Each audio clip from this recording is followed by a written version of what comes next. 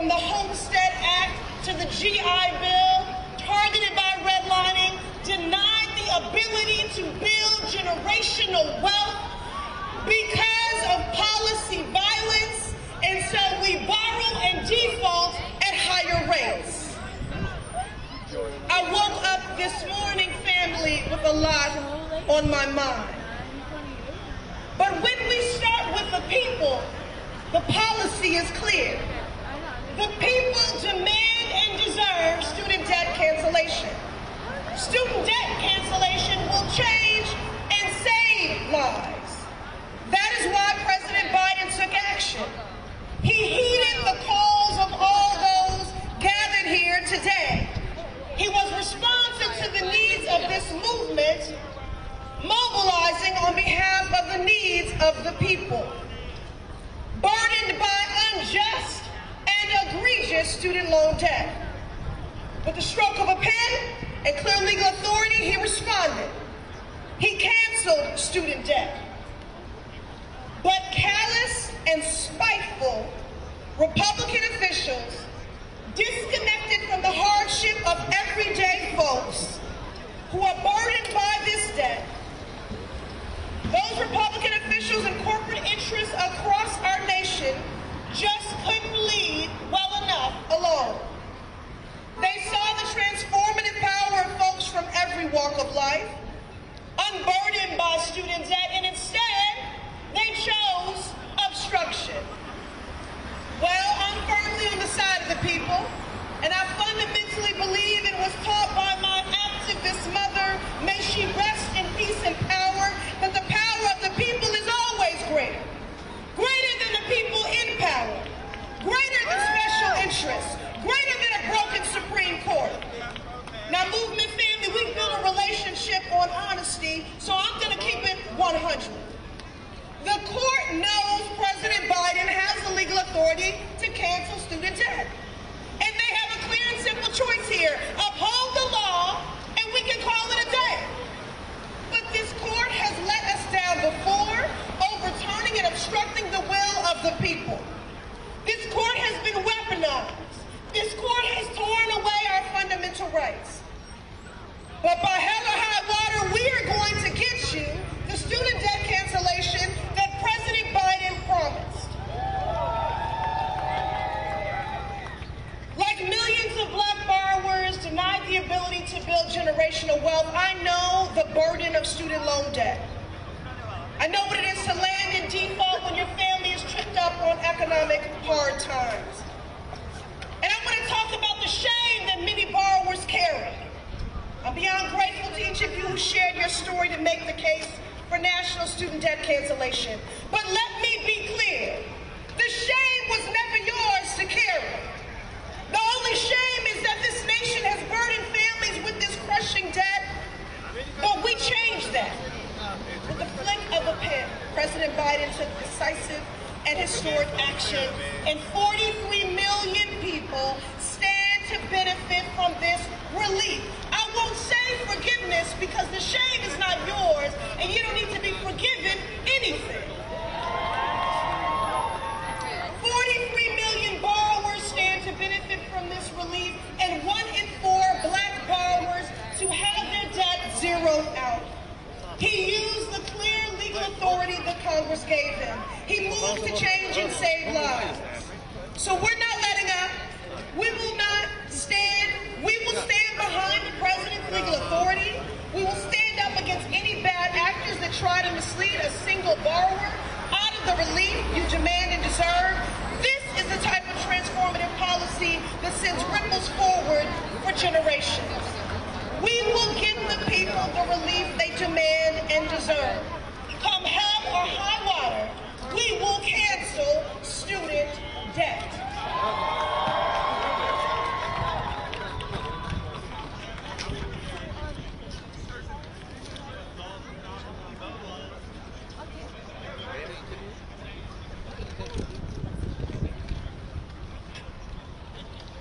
Let's give a round of applause for Representative Pressley, all. And my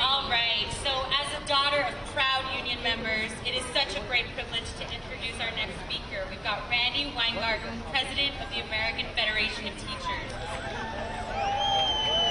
For over a decade, Randi has led the charge to ensure that teachers and nurses can get out from under crushing weight of student debt. She fought back against Betsy DeVos's brutal attack on public service loan forgiveness, and Randi won and helped over 300,000 teachers and nurses receive $24 billion in student debt relief. But she hasn't stopped there. She continues this fight for all 44 million Americans still struggling under the weight of this debt and just struggling to make ends meet. Without further ado, let's give it up for Becky Weingarten.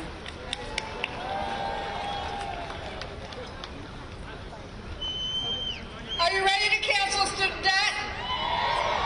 Oh no, the judges can't hear you, particularly the judge that actually had student debt. Are you ready to cancel student debt? Do we need the Supreme Court to do the right thing? Do we need the Supreme Court to do the legal thing? So look, you know, I'm a school teacher, and I'm also a lawyer. But normally what happens is that when the government has the authority to get something done, like the Secretary of Education has the authority under the Higher Education blah, blah, blah, blah, blah law, when they have the authority to get something done, it doesn't get here. It never gets here. Because what happens is the lower courts say, here's the law, here's the authority, let's get it done. So this is my question for all of us. And I think Representative Pressley said it as well. We watched what the cases were last year.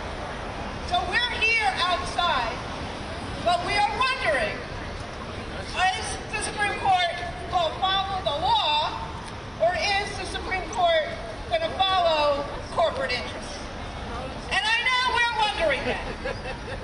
And what I'm asking you to do, regardless of what happens today, is keep hope alive.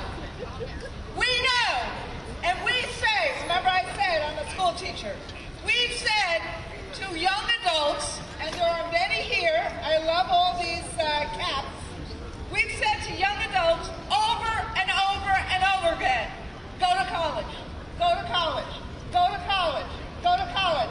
How many of us have heard that? That's all? How many of us have said that? How many of us have gone to college? But part of this bargain is this. If we go to college, and we stay in college, we need to actually make sure that it's affordable. That it doesn't take everything and everything that our families can do. And frankly, that is what this machinery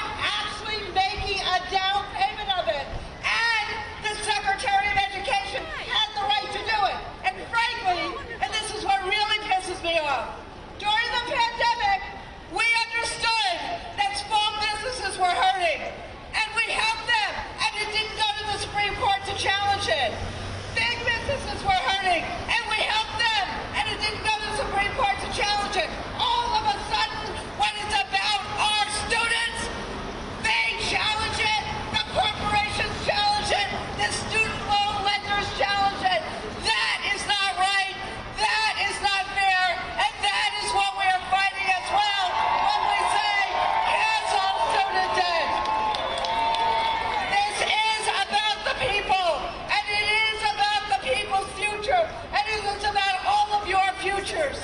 So that's why when I started and said, whatever they do, regardless of what they do, we need to keep this fight up. That is how we make good with the students of America. So, lots of people have talked about stories of what it means. And there are two AFT members who are with me today, Dr. Leslie Eaton and Dr. Raven Collins, who are a married couple who took on debt to work as public university professors at SUNY Corporate. They also took on debt through the Parent Plus loans to send their kids to college. So please join me in welcoming Dr. Eaton and Dr. Collins.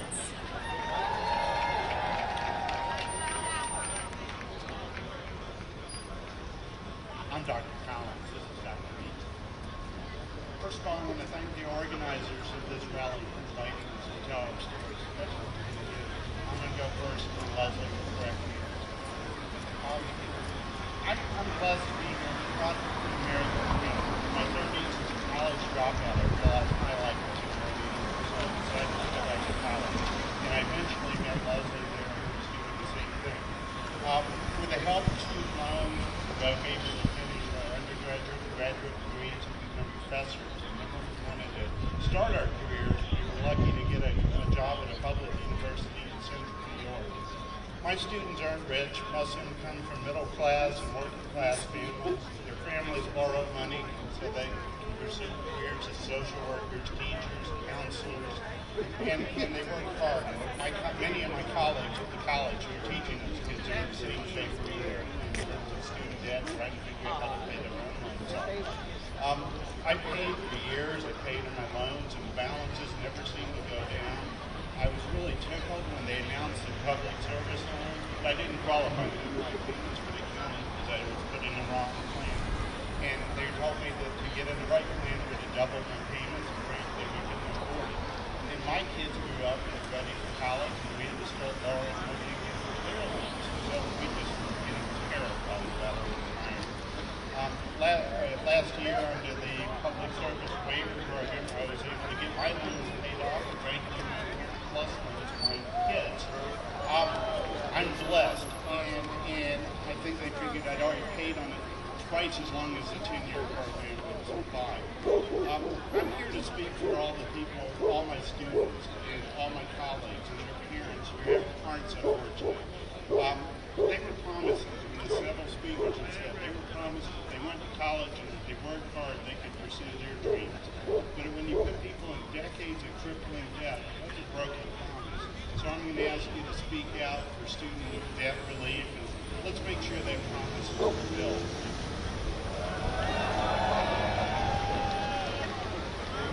Good morning. Thank you to the organizers of this event, and I'm so glad to see so many NAACP hats on. We're members of the Youth and College Division at our college, and I'm thrilled to see you all here. I returned to college having faith that education would open doors for me and my family to a better life. And the American dream is a fierce motivator. I discovered that you can study for exams while changing diapers, you can rehearse presentations while commuting, and you can complete readings between innings at Little League games. I felt guilty every time I left my son at the daycare center, and he cried as I walked out the door. And I felt guilty every time I missed class to stay at home with a sick kid. But I pressed on, and I was fortunate. I became an expert juggler of all things space and time. I ended up graduating Phi Beta Kappa and ultimately earned a doctoral degree in social psychology from the University of California. I could not have attended college without childcare.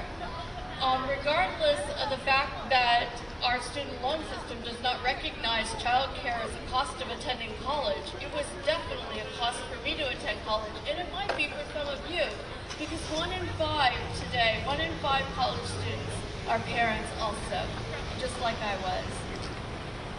financial pressure during that time was tremendous. But student loans were the only option I had to pay for that child care. And I'll be forever grateful that those programs existed. Allow me to add, though, that our child care center at that time, which was many years ago, had a 1 to 2 year long waiting list. They've known for a long time that there are parents who go to college to make a better life for their kids as well. I now understand that there was a huge unmet need there. And as a professor, I've had the privilege to talk to many students who are also parents and entered college in a non-traditional path as well. On Friday, I spoke with Jordan, a college student that commutes 30 miles each way from Syracuse to come to our college in central New York weather to attend classes. She's worried about her student loans too, because her 9-year-old will go to college not long after she graduates. Our own kids' college experience was marked by catastrophic economic downturns, as are many of you and your brothers and sisters. My son Ryan was a second-year undergraduate student during the 2008 financial crisis. That's when the state of New York furloughed college professors' salaries to help cover the expenses that the state needed to fulfill. My son Jeremy was an undergraduate during the COVID-19 economic crisis. For borrowers like us, these crises are impossible to overstate. As we consider today how taxpayer money is spent, let's remember that when the danger of a storm passes, the federal government helps families to recover and rebuild. Student loan cancellation is no different. It will help families recover and rebuild after the pandemic.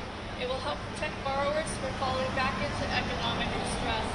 This assistance is needed, it is necessary, and it is equitable, and it is just. Thank you.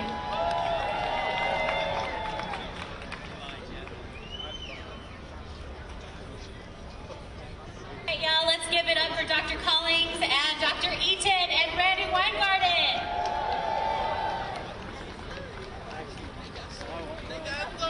All right, y'all, so our next speaker, I'm so excited.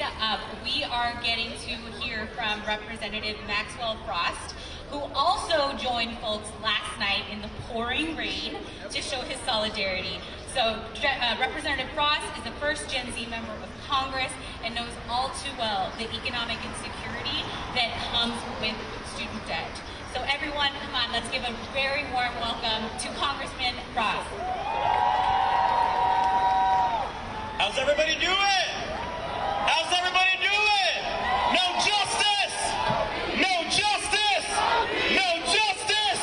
No justice! It's an honor to be in this space with you, NAACP, SEIU, Young Invincibles. There's a lot of organizations here, I can't name them all. AFT, my mom's a teacher, so I have to. Dream Defenders Squad, Dream Defenders, thank you. It's an honor to be in this space with NEA. I see the sign, all right. It is an honor to be in this space with y'all. I'm Congressman Maxwell Frost from the free state of Florida. Not so free right now. Over 1 million people in my state would benefit from having their student loan debt canceled if this initiative is able to move forward. That is why I'm here today. For the 1 million people in Florida, for the people in my district of Central Florida, the fact that this issue, it's not just about economic justice, which it is, it's about racial justice. It's about ensuring that people have the resources they need to live their life. You want to ask me about my politics? It's not about Democrat versus Republican. It's about the people versus the problem. It's about ensuring my politics is you living your best life. And in order to do that, you need the resources you need to tap into the opportunity of this country. We know all too well what that anxiety is. People out here looking at those next payments, it does something to your mind, right? It makes it so maybe you can't make the decisions you want to make. It makes it so maybe you can't follow that art that you want to do, or start that small business, or do the thing that you want to do in this life, and that's why this is important. And we need this court to make the right decision, because lately they've been making the wrong decisions. And that's why it's important to rise up. It's that inside-outside game. That no matter who you are, we need you on the front lines of this battle. It's not just about young people. It's about our entire country. It's about taking the shackles off of people and letting them live their that we all deserve. You know, yes, I'm going to be quick because I'm not a directly impacted person, because believe it or not, I didn't finish my college degree. And part of the reason is because of the anxiety of student loan debt. Imagine the amount of people who wanted to go into higher education but couldn't just because of the anxiety of it. We have a lot of work we need to do. We know that this is to fix this now, but long term, everybody deserves to go to college for free, no matter who you are. No matter who you are. And for the folks that look at us and say we're in this problem because we live beyond our means, it's not because we live beyond our means, it's because we've been denied the means to live. And when we understand that, it gives us the mental fortitude, it gives us the moral high ground that we have to fight this battle. It is an honor to be here with y'all. Let's continue to fight. God bless and cancel student debt. Thank you.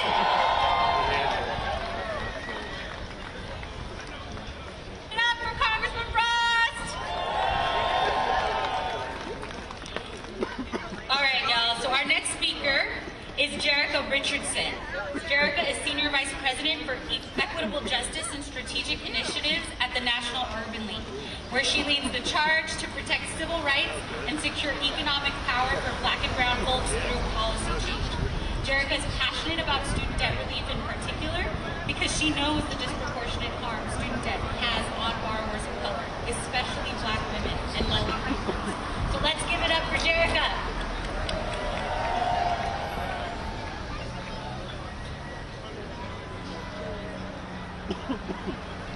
Good morning, everyone. Oh, I know you can do better than that. Good morning. Look, I've been so inspired by what I've heard today. And, you know, just hearing from the congressman, that's the type of leadership we need here in Washington. That's why we're here today, to create opportunities for our people. And so, you know, I'm honored to be part of this diverse coalition organizing today's rally. I am Jerica Richardson, and I hail from the National Urban League. And on behalf of our president and CEO, Mark H. Morial, and the 90-plus affiliates we have across the country, and thousands of volunteers, as well as 8 million vulnerable American borrowers who would literally drown in student debt if payments were to resume without any cancellation. That's who we're here today. That's why we're here today. And so make no mistake, this nation is in crisis, and inaction is not an option. As a Black woman who has dedicated my life to public service, equity, and justice, working in federal, state, and local government bodies before joining this civil rights organization, I know the crushing burden of student loan debt all too well.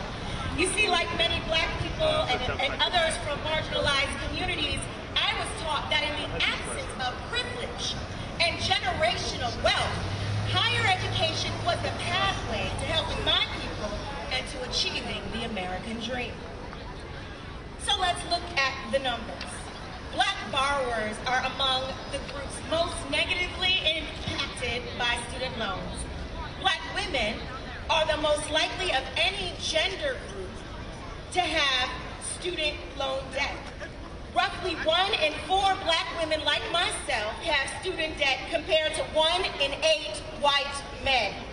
When I had graduated with my Juris Doctor from one of the prestigious law schools in this land, I left with my diploma in hand and stepped into the workforce with $150,000 in student debt.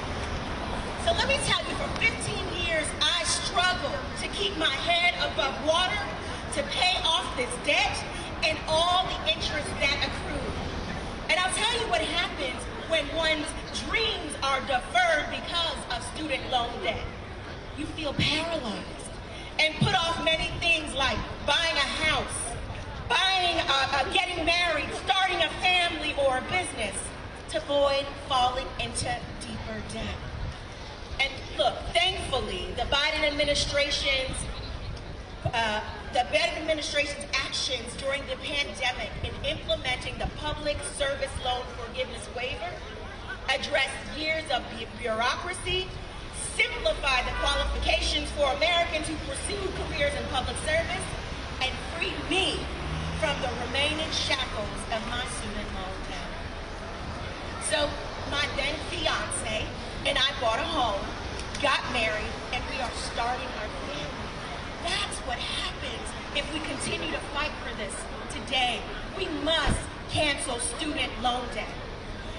And while I am thankful that my American dream is no longer deferred, we must do more to ensure that all Americans still crippled by student debt finally find relief, especially during these challenging times.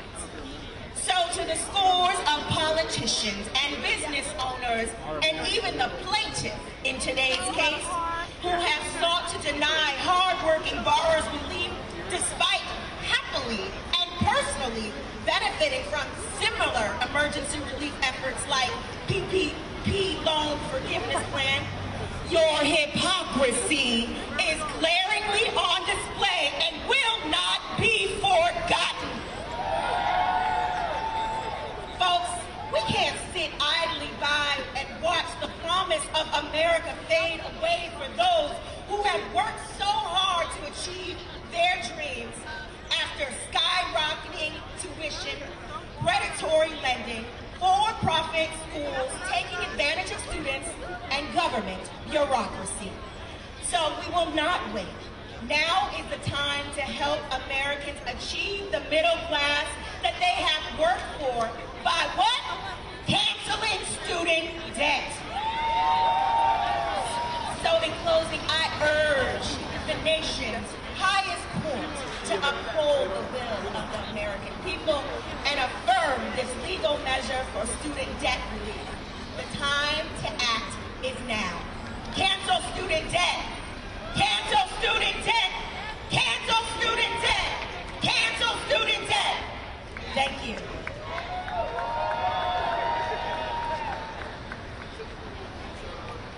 That's a good chance. Let's continue it. Cancel student debt. Cancel student debt. Cancel student debt. Cancel student debt. Cancel student debt. Cancel student debt now. Cancel student debt now. Cancel student debt now. Now. Now. Now. D-E-B-T. Student debt is crushing me. D-E-B-T. Student debt is crushing me. D-E-B-T. Student debt is crushing me. D-E-B-T. Student debt is crushing me. As the congressman said, we need to know that access to education is a right. So join me in this chant. Education is a right. Education. Education. Education. Education.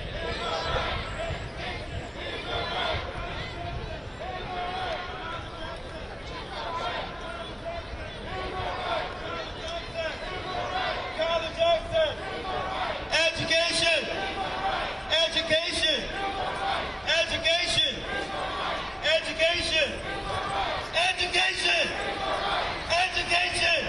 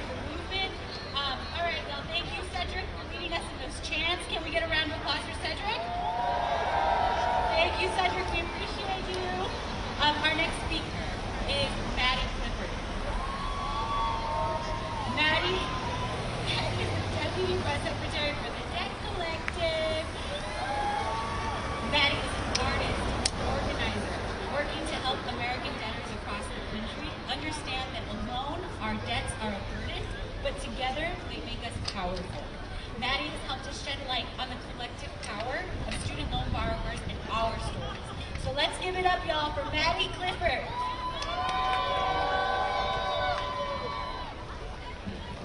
Hey everybody, how y'all doing? You good?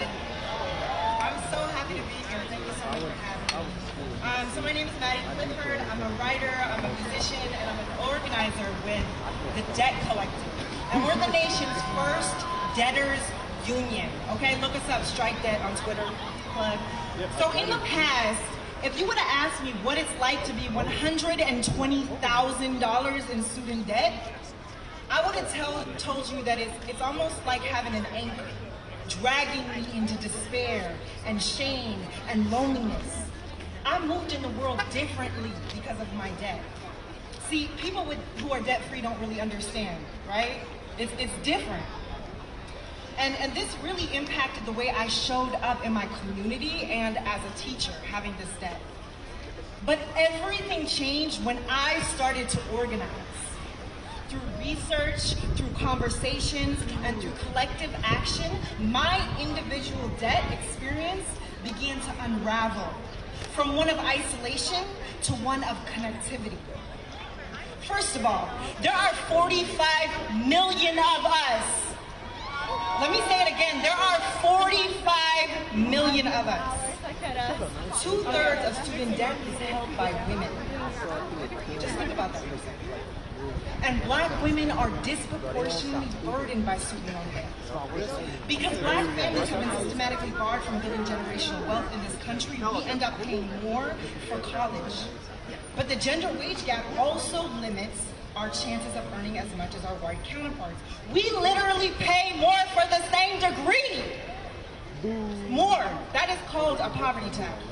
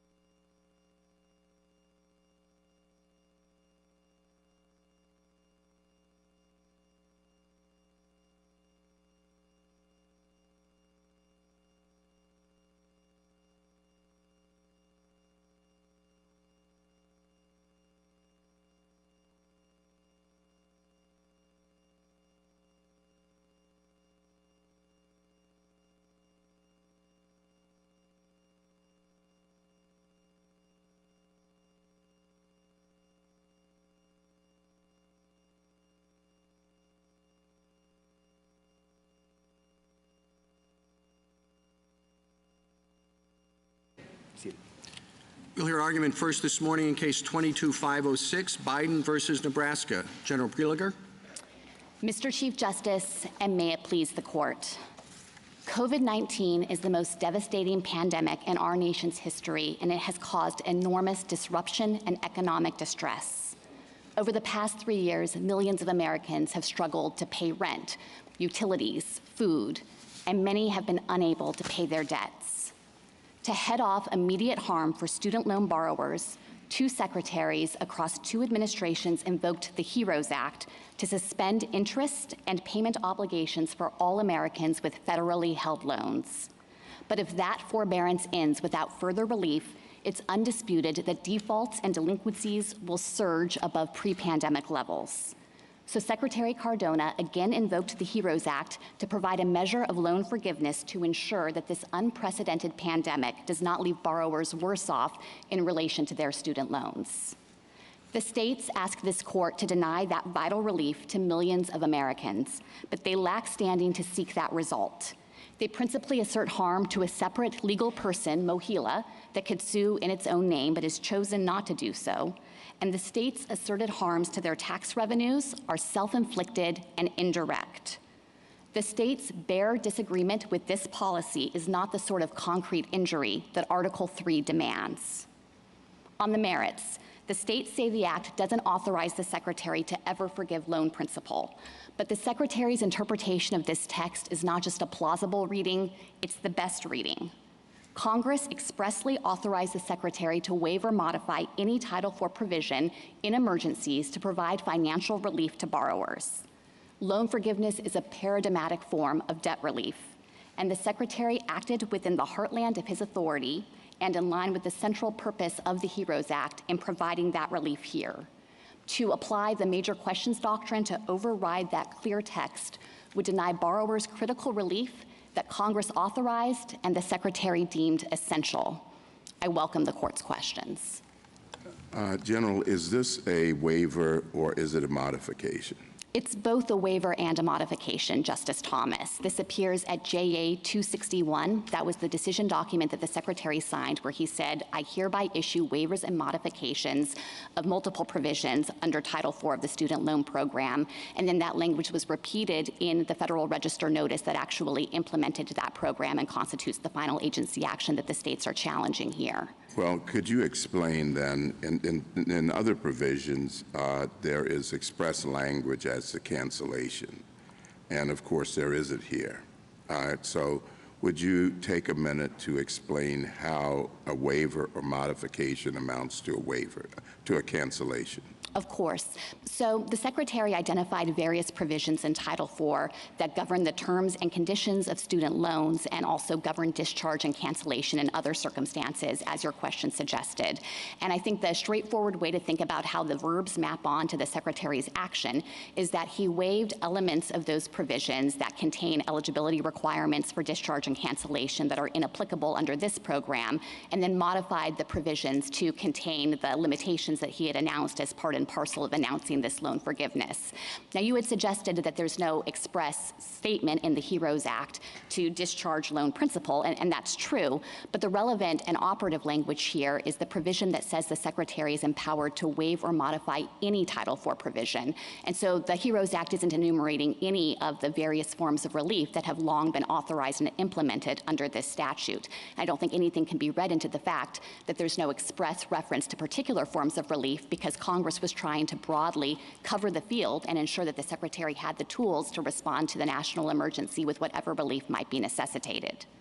But in an opinion we had a few years ago by Justice Scalia, he talked about what the word modify means. And he said modified, in our view, connotes moderate change.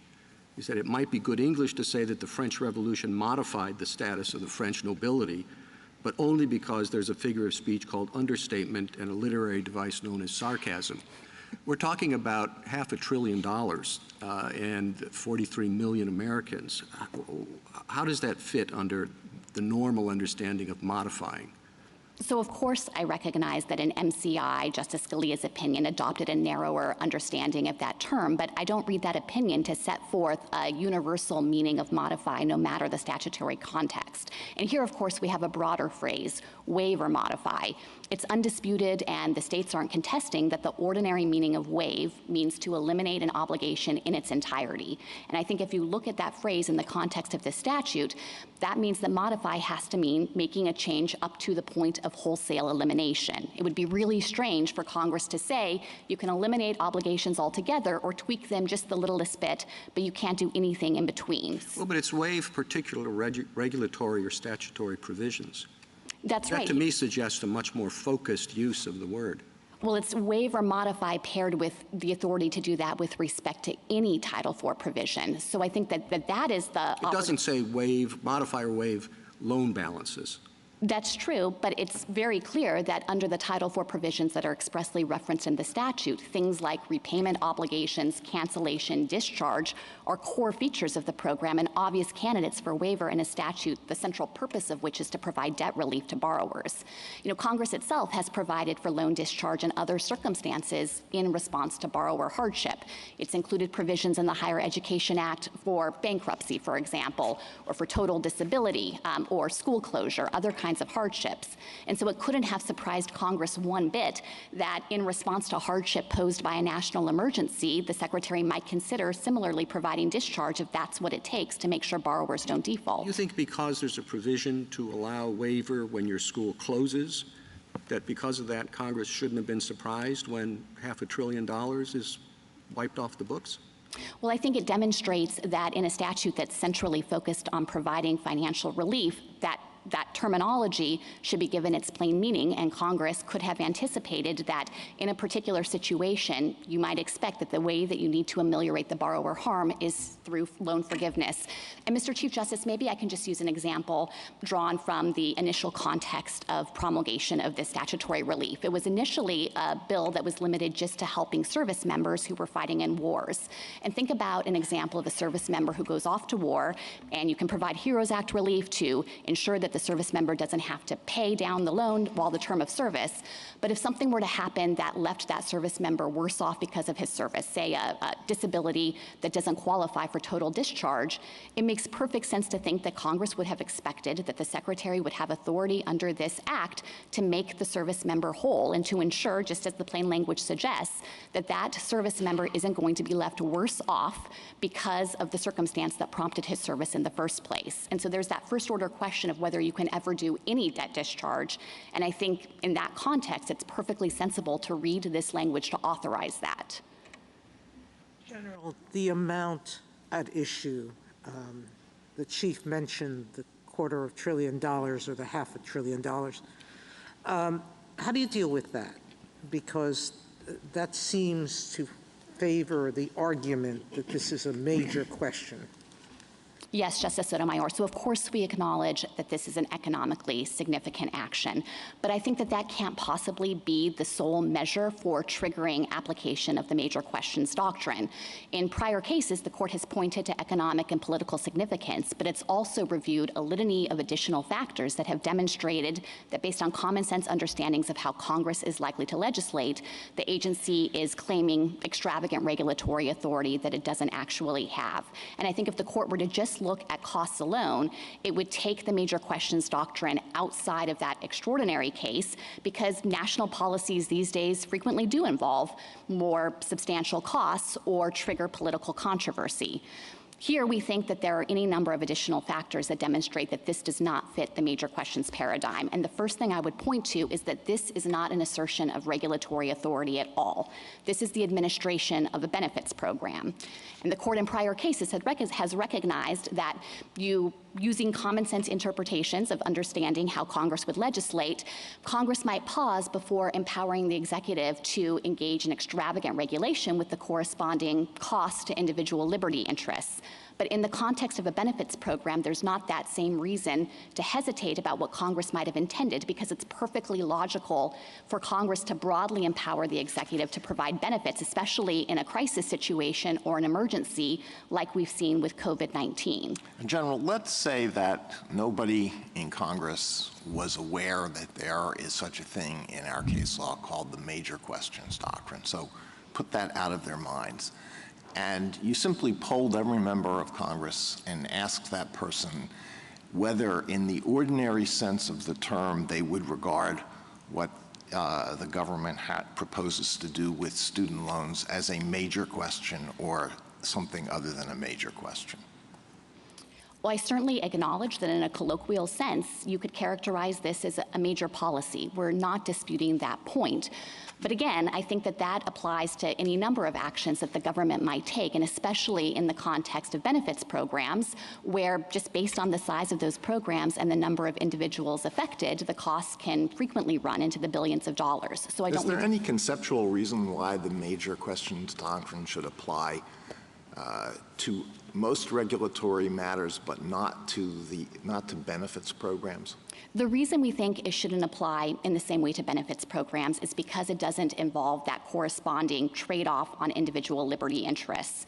The court in some of the prior cases in this area has expressed concern that if the government is claiming an extraordinary power to regulate, that means it can encroach on the lives of individuals, the affairs of businesses, and quite directly impose onerous burdens on them. It may have an effect on important individual rights, but do you think that the doctrine also, or perhaps primarily, has a separation of powers component?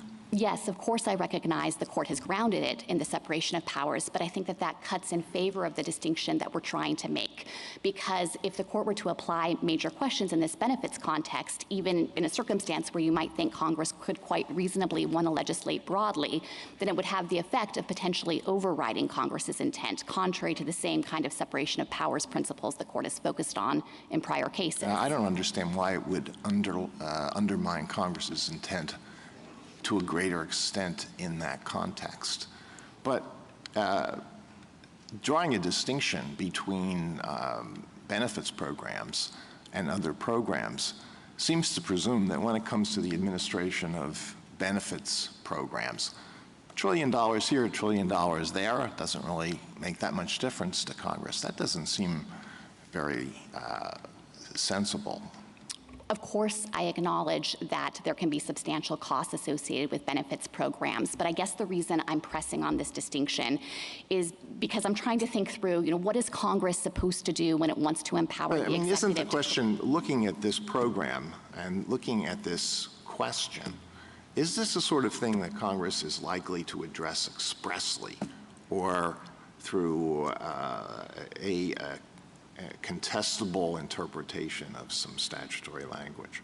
Well, of course, we think Congress did address this expressly here, and Congress directed that in the context of a national emergency, that is the limitation of the HEROES Act, so the Secretary can't invoke this whenever he wants. There has to be that predicate war or military operation or national emergency.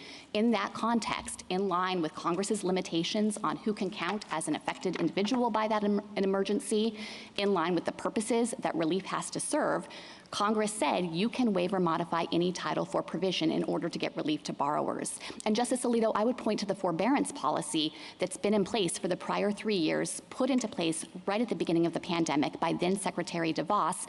That has been an economically significant program. It's currently costing the federal government more per year than this loan forgiveness plan would cost the government annually.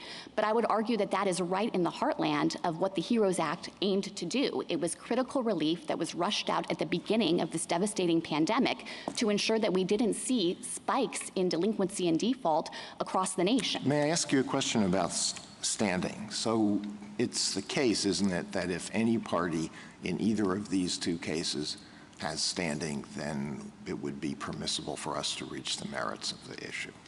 Yes, in the state's case, if you conclude that any party has standing, then the court could go on to the merits. In the case that the court is going to hear next, we think that there are objections to the procedural claim with respect to the borrower's objections there. Okay, then let me ask you a question about MOHELA, or maybe a question or two. If MOHELA itself had brought this suit, would you contest Article 3 standing? No, we would not. So we think that if Mohila made allegations that the plan was going to have financial effects on it, it could sue in its own name, and we would not contest Article 3 standing. All right, so then we would consider the Article 3 standing of the state of Missouri, right? That's right. And the part of the Article 3 test that's most disputed is injury in fact, is that correct? That's right. We're also contesting causation and redressability here, but I think injury in fact is one of the critical points in dispute with respect to Mohila and the state's attempt to assert Mohila's injury. Okay, injury in fact is a factual question. So I understand a big thrust of your argument to be that Missouri lacks standing because Mohila is separately incorporated. But why should that formal distinction govern the determination of injury in fact? So we think that the injury in fact analysis here has both a factual and a legal component. In the first place, of course, we're making arguments that even if there's a financial injury to Mohila, the state hasn't carried its burden to show that that will have downstream effects on the state or that those would be cognizable. And Mohila hasn't paid money into the relevant state fund for the past 15 years. It said that further payments were not deemed probable even before this plan was announced. But even putting the factual discrepancies to the side, there's a fundamental problem as a matter of law with the claim of injury, and I think it arises directly from two sets of black letter law principles. The first is that the whole point of incorporation is that you're creating a separate legal person with its own rights and interests, and Missouri has derived substantial benefits from structuring Mohila that way.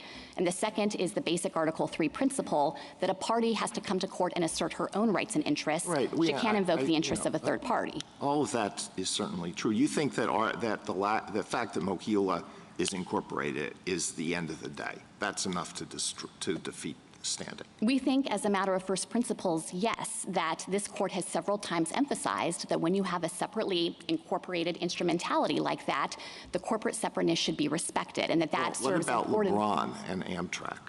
So those are doctrines not focused on Article 3 standing, of course, but instead are testing for other things. In LeBron, that was a state action case, and the court's reasoning was that you shouldn't be able to parcel out governmental functions to an instrumentality and thereby evade the strictures of the Constitution. Well, have we ever decided a case that presents what you see as the issue here, or what the parties see as the issue, as one of the issues, which is whether, for Article 3 standing purposes, an entity is part of a state? No. So the court hasn't addressed this issue in the context of Article 3. There aren't cases that are directly on point on either side, but I think that we definitely have the better argument of the first principles here based on the propositions I mentioned earlier, including those that generally make clear that the court won't countenance third-party claims seeking to invoke rights and interests of individuals or entities that aren't before the court. And I think it would be particularly anomalous to recognize some kind of exception to those principles here for two reasons. No, but the question would be whether Mohila is part of the state of Missouri for present purposes.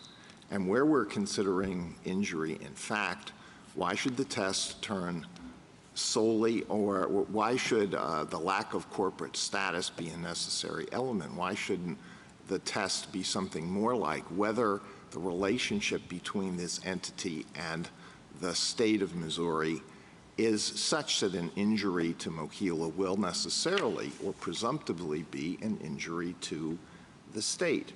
And if that's the case, doesn't that all point to the reasons for setting up Mohila as a very relevant factor, and the degree of state control, the degree of the governor's control over Mohila as a very important factor? I don't think that those factors should count as important in the analysis. And to the extent the court is inclined to broaden out the analysis beyond the principles I've articulated about corporate separateness, I think the most critical fact would be whether there's financial entanglement and whether Missouri has itself decided to blur those lines for purposes of making it responsible for Mohila's own liabilities. And in fact, isn't that really, as you say, the most important thing if economic injury is the point? Yes. I had understood that the injury that was being asserted here was an economic injury, but if we look at Mohila and we see that its financial interests are totally disentangled from the state, it stands alone, it's incorporated separately, the state is not liable for anything that happens to Mohila, I don't know how that could possibly be a reason to say that an injury to Mohila should count as an injury to the state. Yes, we agree exactly with that analysis, and it's important to think about the benefits that Missouri has obtained from structuring MOHELA that way. This is not the first lawsuit that MOHELA has been involved in. Actually, MOHELA is not involved in this particular suit, but in prior suits, when MOHELA has been sued, the state's been entirely absent because state law makes clear that Missouri cannot be on the hook for MOHELA's liabilities. It creates a wall of separation financially between the two entities, and Missouri gets a lot of benefit from that. And so if MOHELA is being injured as a result of the plan, or at least if that's the allegation, MOHELA has the ability to defend itself and its interests, correct? Exactly. It's a separate legal person. It has the right to sue or be sued in its own name. There is nothing that stands in the way of MOHELA asserting these interests if it's experiencing financial harm, and there's no principle that would support allowing Missouri now to interfere with the separation it itself has created just because it doesn't like the policy. Would we be breaking new ground then if on this basis we found standing? Yes, I'm not aware of any case that would support standing on this basis. Well, would we be breaking new ground if we found that there was standing? Since we've never been presented, as you admitted earlier, with a case that presents precisely the issue that's here.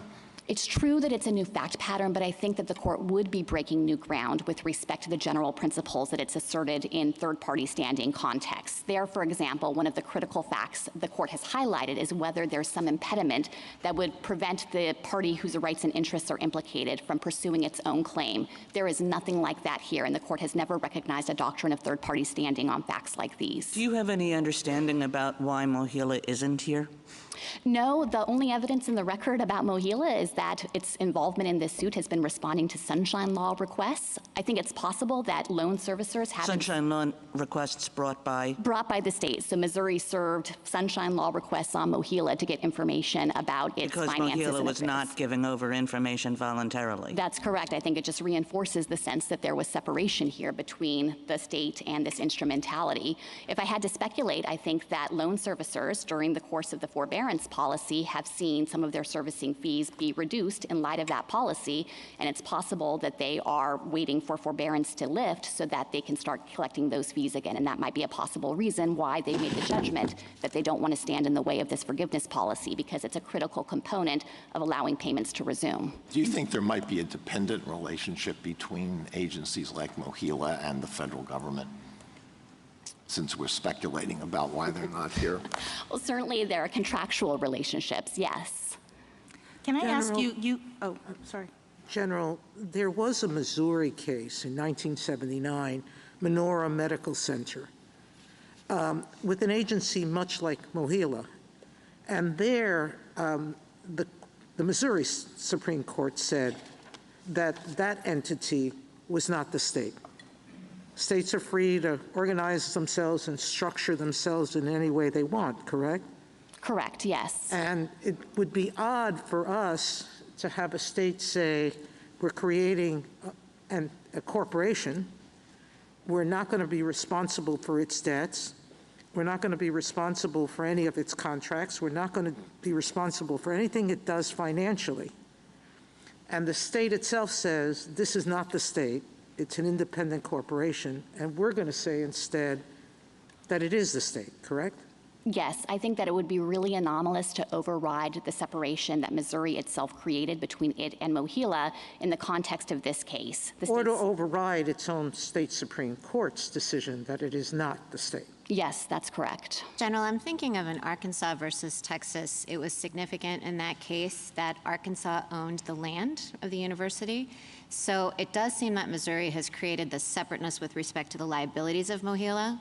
What if, and I'll ask this to the other side, it's not really clear to me what happens to MOHELA's assets. I mean, what if MOHELA itself dissolves? There are no shareholders. I mean, does your answer change if, even though Missouri is not responsible for the liabilities, it does have an ownership stake in the assets of MOHELA?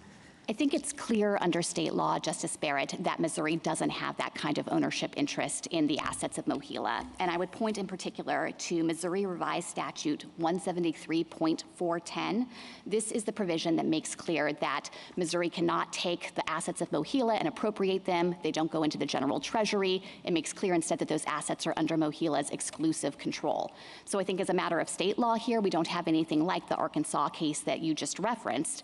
And as well, the flip side side of that is the provision of state law that likewise says Missouri is not going to be liable for any agreements or obligations or liability of MOHELA, so that if MOHELA goes out there in the world and harms someone, the state's not on the hook for the damage. And that's another distinction from the Arkansas case, where under state law there, it was clear that a suit against the instrumentality was a suit against the state itself. Would you have the same position with respect to federal corporations? Like, what about the FDIC or organizations like that? What if the agency didn't want to sue? Could the United States sue to protect the federal government's interests if the corporate identity was separate, like here? No, I think that our principles would apply with respect to our own instrumentalities. We could, of course, sue to protect distinct rights and interests of the United States. And so respondents have cited some cases, for example, where an instrumentality entered into a contract on behalf of the United States in the name of the United States as its agent, and we had a contract right that we could enforce in our own name. Or there was another case that involved a statutory right in the tax context to offset, and the United States was permitted to sue on that basis because it had its own rights and interests. But we've never done what the states are doing here, and in the absence of any underlying contract right or statutory right or trust right, just asserted this all-purpose ability to blur the distinction between the sovereign and instrumentalities when they're separately incorporated in this way.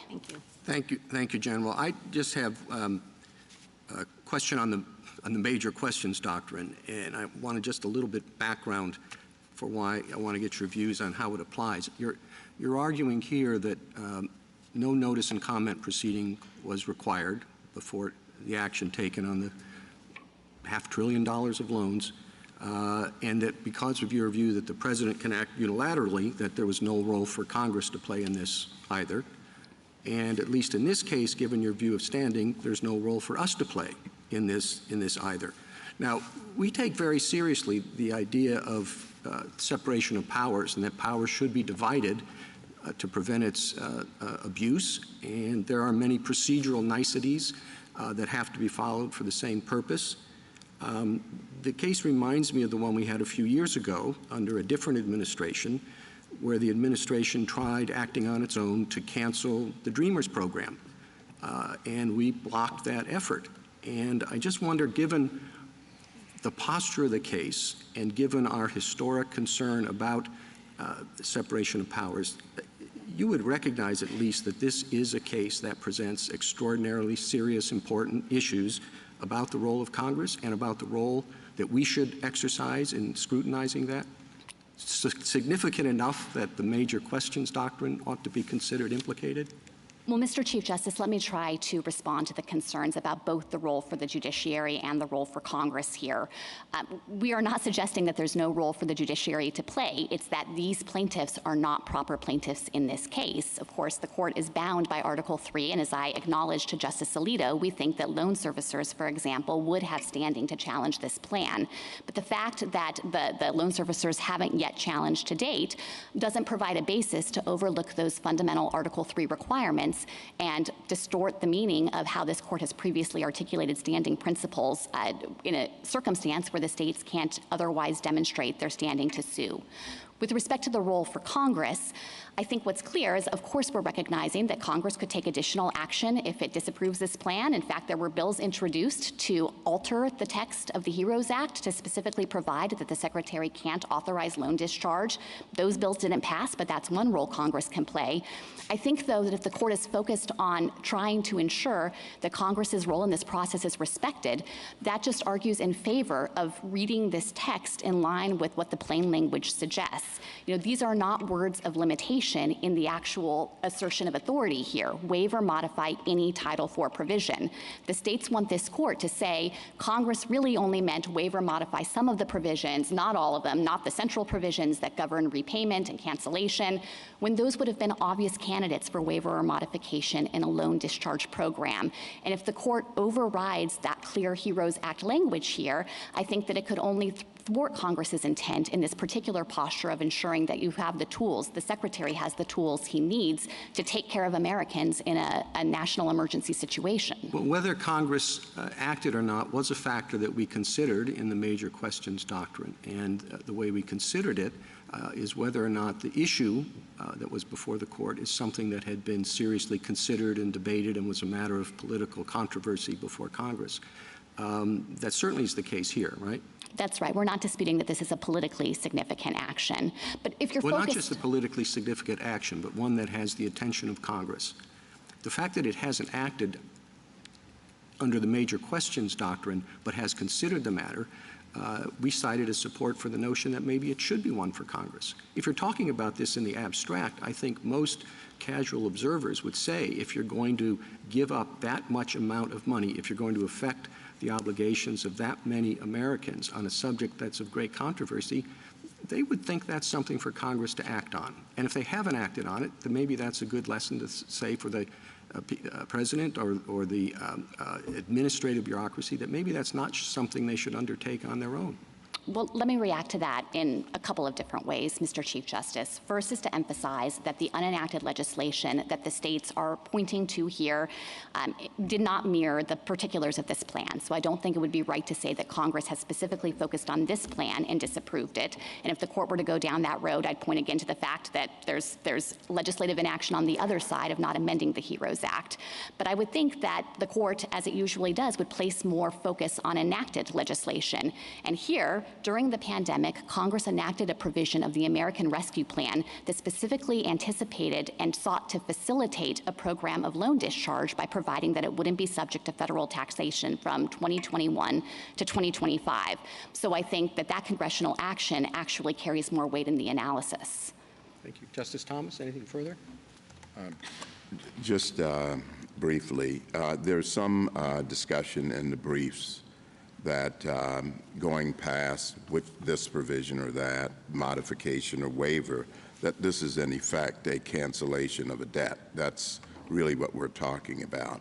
And that as a cancellation of $400 billion in debt, in effect, this is a grant of $400 billion. And it runs headlong into Congress's appropriations authority. And I'd like to give you some time to respond to that. Sure, and so first I want to take on the argument that some amici have made in this case about implicating appropriations authority. Of course, implementing this program doesn't require that any money be drawn from the Treasury, and so I don't think that it strictly raises an appropriations issue, which is why I think the states aren't raising that argument here. And to the extent that the concern is about the Secretary taking action in a way that Congress didn't authorize, it seems to me that it just collapses back into the central interpretive question in this case, which is, does the HEROES Act authorize the Secretary's action or not? With respect to the concern you raised that the effect of loan forgiveness here will result in cancellation of a measure of debt for the affected borrowers, of course that's true, but I don't think that that is materially different from the kind of effects you can see from other types of authority that's long been exercised under the HEROES Act. You know, take the forbearance policy that I've mentioned. This has been powerful relief for for student loan borrowers while it's been in place with respect to their debt. And it's had, kind of permanent financial effects on the government, over $150 billion over the course of that forbearance program by the end of it. But it's been absolutely critical relief, and it's provided that kind of help to the student loan borrowers as well, who haven't had to make those interest payments or any payments on their loans while it's been in place. And that too can have the kind of consequence of resulting in cancellation of principal during the period of forbearance. The years that borrowers spent in forbearance count towards loan forgiveness programs, for example. So at the end of the day, those borrowers in income-driven repayment or public service loan forgiveness are going to pay less on their loan overall. It will be forgiven 3 years earlier or without those 3 years of payments that they weren't obligated to make. But I don't think that in any sense calls into question the legitimacy and authorization behind the forbearance policy. Well, I think that forbearance fits more comfortably in waiver or modified language. It's you simply forbearing on collecting an underlying debt, but you don't cancel the debt, and that's what we're talking about here. And certainly there's a cost to that, I understand. But I still think that you haven't fully explained why, if you looked at this, you would not argue that the Secretary could actually grant $400 billion. So we agree on that. I'm sorry, outside the context of the HEROES Act? Yes. That's right. We, of course, are premising the relief here specifically on the HEROES Act. So you would rely on appropriations from Congress for that, right? Yes. And the argument is that you are, in effect, doing that without appropriations from Congress. Well, Justice Thomas, I don't see how you could distinguish that from any of the other forms of relief under the HEROES Act. All of those forms of relief cost the federal government money, and often in significant sums. You know, one of the quintessential forms of relief that the government has offered before in periods of extended deferment for soldiers fighting abroad is to pay the interest on their loans for them. And I think you could probably make the same argument of questioning, well, does that cost the government money? Is there an appropriations overlay there? Does that transform the nature of the program because it takes a loan with interest and makes it effectively an interest-free loan? But that's exactly what Congress intended under this authority. It's to make those changes to the program in direct response to and in direct proportion to the situation the Secretary confronts that will otherwise leave that borrower worse off. Justice Alito? Justice Sotomayor? Returning to the standing question, the states basically say we're going to lose money in taxation in one way or another. In the Texas case, you argued that we should be looking at the cost benefit, and some of the amici here say that there will be a tremendous benefit to the states from this cancellation because that extra money will result in increased consumer spending and decreased housing insecurity, less defaults on other loans that those borrowers may have, et cetera. Do you agree with those amici that the economic benefits outweigh any alleged financial harm in this case? As a factual matter, we do not disagree. As a legal matter, we haven't asked the court to rely on that as a basis for standing because we think that the invocation of these harms to tax revenues are so easily answered under this court's precedent. And I would point the court to the Pennsylvania versus New Jersey case. It is on all fours with this one, precisely identical. And so we just think you don't need to go down the road of thinking about some of the broader arguments about tax injury in this case because it's so clear that this court has already rejected the very injury the states are asserting under the Pennsylvania case. In Pennsylvania, it was a tax credit that was going to be removed, so it's almost identical to this, correct? Exactly. Pennsylvania had issued its tax credit before the New Jersey law that they were opposed to and had extended it to residents when they pay taxes in other states. And then New Jersey came along and changed its tax code to impose newly a commuter tax that would ultimately deplete Pennsylvania's tax revenues. And the court said that's self-inflicted because nothing required Pennsylvania to extend that tax credit. Nothing prohibits Pennsylvania from withdrawing it now. And that analysis applies equally here because, of course, there is nothing that requires the states to tie their definition of gross income to the federal tax code. Two of the states here, Arkansas and Missouri, don't do that. And there's nothing that prevents them from changing that if they don't want to honor the forgiveness from taxation that the federal government is now under. Thank you. Justice Kagan? General Prelogar, I want to change the subject a bit.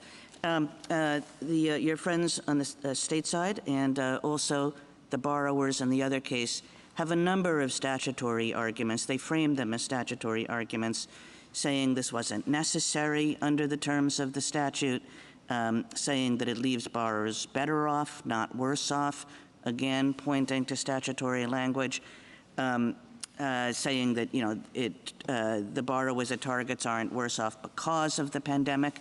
Now, I'm not sure that I understand really those arguments as statutory arguments as much as I understand them as arbitrary and capricious arguments, that essentially they are saying that the Secretary just did not say the right things, did not make the right findings, did not properly justify what he did here, that there is no sense in which we read this memorandum and we come away thinking, oh yes, these harms were caused by the pandemic, and there's a basis for this action, and a sufficient basis for this action. So I wanted to give you a chance to talk about that. It's essentially the tie to the pandemic of the sort of harms that the Secretary said made relief appropriate. So let me say at the outset that I agree that those kinds of arguments, I think, find a much more natural home in arbitrary and capricious analysis. And the reason for that is because it's clear that Congress tolerated overbreadth in this statute. It told the Secretary, for example, that he can act on a class-wide basis. He doesn't need to go case by case with respect to each individual borrower who stands to benefit under HEROES Act relief. It said he should take action to ensure, that is, make certain that borrowers aren't left worse off, as may be necessary, not as strictly necessary. So once we're in the world where it's clear under the statute that the Secretary isn't violating the HEROES Act by providing relief that's class-wide and may have the effect of offering critical benefits to borrowers who, as it turns out, wouldn't have needed them in the absence of the relief, then I think the question boils down to, has the Secretary justified his line drawing and the scope of relief? And that really should function under arbitrary and capricious review. And here, I think with respect to all of the state's arguments, they lack merit when you look at the Secretary's explanation for why this relief, in his judgment, was necessary. He documented the substantial economic impacts of the COVID pandemic across the entire country that's already necessitated unprecedented levels of aid that we've never seen before, $5 trillion in other pandemic relief efforts, this forbearance policy under the HEROES Act that the department had never put into place before. So he documented those financial effects the pandemic has had on borrowers. And then he explained, using data that he examined, that huge swaths, substantial percentages of borrowers were going to be at serious risk of default and delinquency or inability to pay their loans once forbearance ends. And that ultimately justified his decision about how to craft the limits within the program and the scope of relief to offer. And I think that all of the state's arguments about how that wasn't strictly necessary or that maybe it doesn't have enough of a connection to the pandemic are answered in full by the Secretary's analysis here. Thank you. Justice Gorsuch? I'd like to follow up on Justice Kagan's question, General. Under State Farm, one of the things that the government must normally do is, in its memoranda, explain not just the benefits of its proposed course of action, but also grapple with the costs or negative effects of a program that it proposes.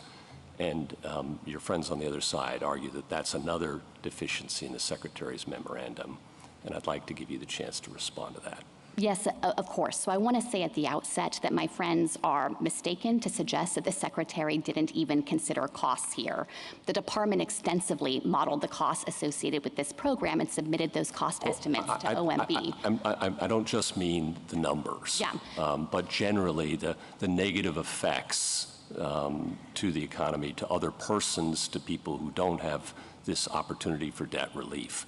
There are a variety of factors that under State Farm normally the government would have to consider, and your friends on the other side argue those are not present in this memorandum. Well, I think that those were certainly part and parcel of the Secretary's determination about how to tailor this relief. The Secretary recognized that the central purpose of the HEROES Act was implicated here because there were going to be millions and millions of student loan borrowers who were at serious risk of default and who were in a worse position because of the pandemic. But then he decided to tailor the plan to look at those particular risks and decide on the scope of relief to offer those borrowers. And of course, the costs associated with that are the flip side of providing HEROES Act relief in any circumstance. There are always going to be the cost to the government of offering that benefit to borrowers. Again, not just the cost to the government. I'm sorry to interrupt, but what I think they argue that is missing is cost to other persons in terms of fairness, for example, people who've paid their loans, people who don't have planned their lives around not seeking loans, and people who are not eligible for loans in the first place, and that $500 billion is being diverted to one group of favored persons over others. I think that's the nature of their argument, in addition to, as you point out, the cost to the fisc. And I didn't see anything in the memorandum that dealt with those kinds of questions. And if there is something, I'd be appreciative if you could point me to it. No, there's not, but that's because I think that those kinds of arguments are inconsistent with the statutory scheme that Congress set up here. Congress already made the judgment that in the context of a national emergency, you should be able to provide borrowers with this kind of relief to serve this purpose. And so I think for the states to suggest that it's incumbent on the Secretary to say, actually, I'm not going to do that, even though Congress wanted me to ensure that borrowers won't be left worse off, is just at war with the whole statutory purpose. I appreciate that. Congress has given the executive branch a lot of emergency authority, and I think your argument rests on that. But it also requires generally the president to specify the provisions of law under which he proposes that he or others will act. That's 50 U.S.C. 1630 one, I think. My notes are right. And I'm just wondering, did that happen here? Yes, it did. So the COVID-19 emergency, the specific provisions that he invoked were part of the Social Security Act and HHS's authority to target the spread of disease. I can't give you the exact citation here, but that determination was made. Did he indicate anything under the HEROES Act or the Department of Education that's acting in this case? No, but I think that it's clear that the HEROES Act is linked to the declaration of the national emergency, not the other way around. Okay. And then finally, on standing, in the New York census case, the majority of this court held that the failure to count an individual, potential failure to count an individual, undercount the census, would have potential effects to the state of New York in terms of the benefits it might later receive. That kind of knock-on effect was sufficient to constitute standing in that case. And I'd just like to get your thoughts on how you'd have us distinguish that. Sure. So in that case, of course, the court was looking at a census count that was going to plug in directly to the amount of federal funding that the state would receive. And I think that, you know, in the kind of terminology that we've been using and thinking about this issue with, that was a direct effect, that effectively the action would, by virtue of determining federal funding for the state, in that way operate directly on the state or at least determine its rights and interests. And here, there's not the same kind of direct effect. Of course, as I've already mentioned to Justice Sotomayor, we think that this is a self-inflicted injury to begin with, so the court doesn't need to get into those issues. But even if it does, here the kind of downstream effects on tax revenues bring this case within Florida versus Mellon as the closest analog and not Department of Commerce. Thank you. Justice Kavanaugh? I'd like to pick up on the Chief Justice's and Justice Thomas's questions on statutory text and then our precedent. I think you said earlier, what was Congress in 2003 supposed to do in terms of advance authorization? But of course, they could have, in 2003, referred to loan cancellation and loan forgiveness, and those are not in the statutory text. So then that leaves us with a situation that I think we've seen before, an old statute in a general language, Congress specifically considering the present issue repeatedly, but not, as you acknowledged, passing legislation that would authorize the specific action. And then in the wake of Congress not authorizing the action, the executive nonetheless doing a massive new program. And that seems problematic under, going back to the benzene case, the Brown and Williamson, UARG, you know the line of cases. So why does this case not fit into that formula that we've seen before in prior cases? So there was a lot packed in there, and I want to be careful and try to respond to each of the considerations you raised, because I think actually down the line, this case is a far cry from those prior situations the court has confronted. You mentioned the idea of taking an old statute with, general language or cryptic language and pressing it into service. I don't think that that is a fair characterization of this use of the HEROES Act. The whole point of this statute, its central mission and function, is to ensure that in the face of a national emergency that is causing financial harm to borrowers, the Secretary can do something. He can alter the student loan program to ensure that they're not worse off. So there's not the same mismatch here of taking an old statute and dusting it off and deploying it in a context where Congress could never have imagined it would be used before. Instead, this is a perfect fit with the problem that the Secretary confronted. You also suggested that there would have been a clearer way for Congress to formulate this language, that there's no express reference here.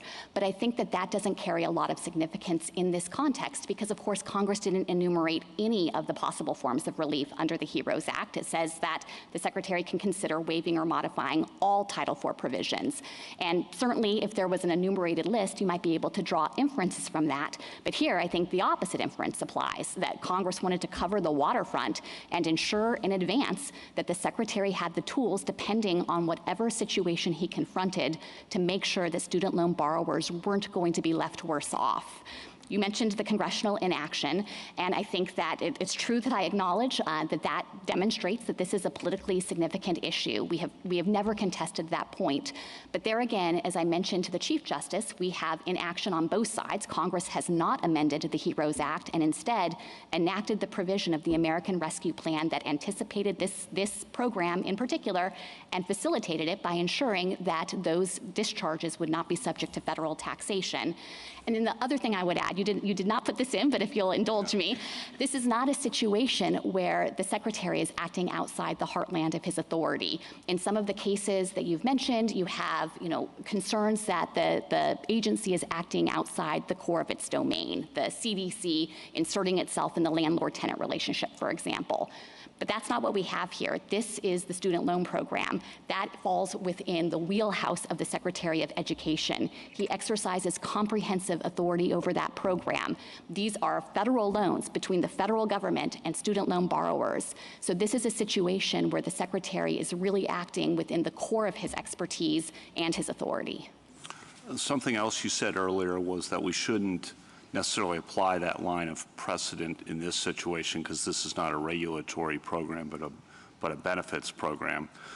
But I want to push back a little bit on that and get your response, which is in something like this there are going to be winners and losers and that raises similar concerns about individual rights, individual liberty that are present arguably in regulatory programs as well, and why, therefore, wouldn't the same line of precedents that we've applied in the regulatory context apply also in the benefits context to consider whether we need specific express congressional authorization?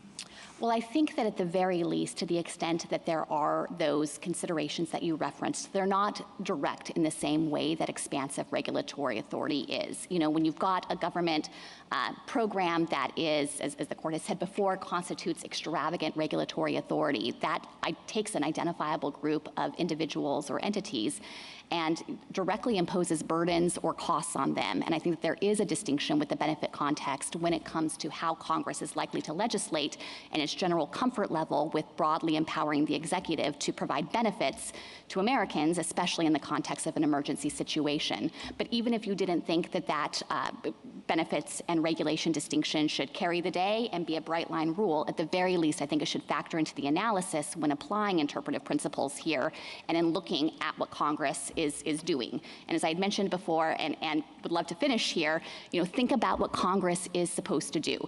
There you are, Congress in 2003, thinking, we can't predict the future. We don't know exactly what national emergencies will happen. But what we want to ensure is that we are empowering the federal government to take care of student loan borrowers and not leave them at substantial risk of being worse off with their ability to repay their loans. And the language that Congress enacted here is a perfect fit to accomplish that goal. And it's hard to see what Congress could have done differently. Last question. Broadening it out in thinking about, you mentioned emergencies, the history of this court with respect to executive assertions of emergencies. Some of the biggest mistakes in the court's history were deferring to assertions of executive emergency power. Some of the finest moments in the court's history were pushing back against presidential assertions of emergency power, and that's continued not just in the Korean War, but post 9/11, in some of the cases there. So given that history, there's a concern, I suppose, that I feel at least about how to handle an emergency assertion. Some of the amicus briefs, one of them from a professor says this is a case study in abuse of executive emergency power. So I'm not saying I agree with that. I'm just saying that's the assertion, and I want to get your assessment. This is a big picture question, so I'll give you a little time, of how we should think about our role in assertion of presidential emergency power given the court's history. Well, I think in light of that history, in all of the contexts that you identified, it's where the distinction between regulation and benefits really makes a difference. And it actually tracks some of the concerns that have been raised about standing and the Chief Justice's questions about who could actually sue on this plan and what role there is for the judiciary. To the extent that there is a limited category of people who have the actual kind of cognizable Article 3 harm that would permit standing in a case like this one, I think that just shows that that's because when the government is administering a benefits program, there are fewer reasons to be concerned that it is going to have the kind of profound burdens or regulatory effects that might prompt a note of caution in other contexts involving exercises of emergency powers. Instead, I think that the considerations all line up on the other side when you think about an emergency situation. It is logical for Congress in confronting that possibility to think we want to make sure that without delay, the executive branch can take care of Americans and can get them essential benefits.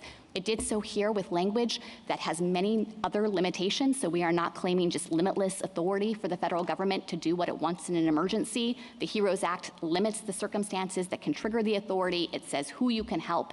It says how you can help them, and it enumerates the purposes that the aid has to serve. So in all of those ways, Congress can find that authority.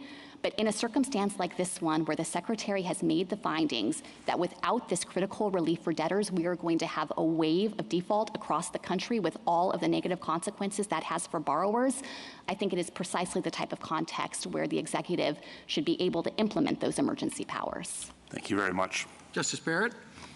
Shadow, my first question is clarifying because I think I may have misunderstood. You said at the start of your argument that the Secretary both waived and modified. I had understood that the Secretary only relied on the modification in the Federal Register at the relevant sites at 87 Federal Registers 61.512 and 61.514.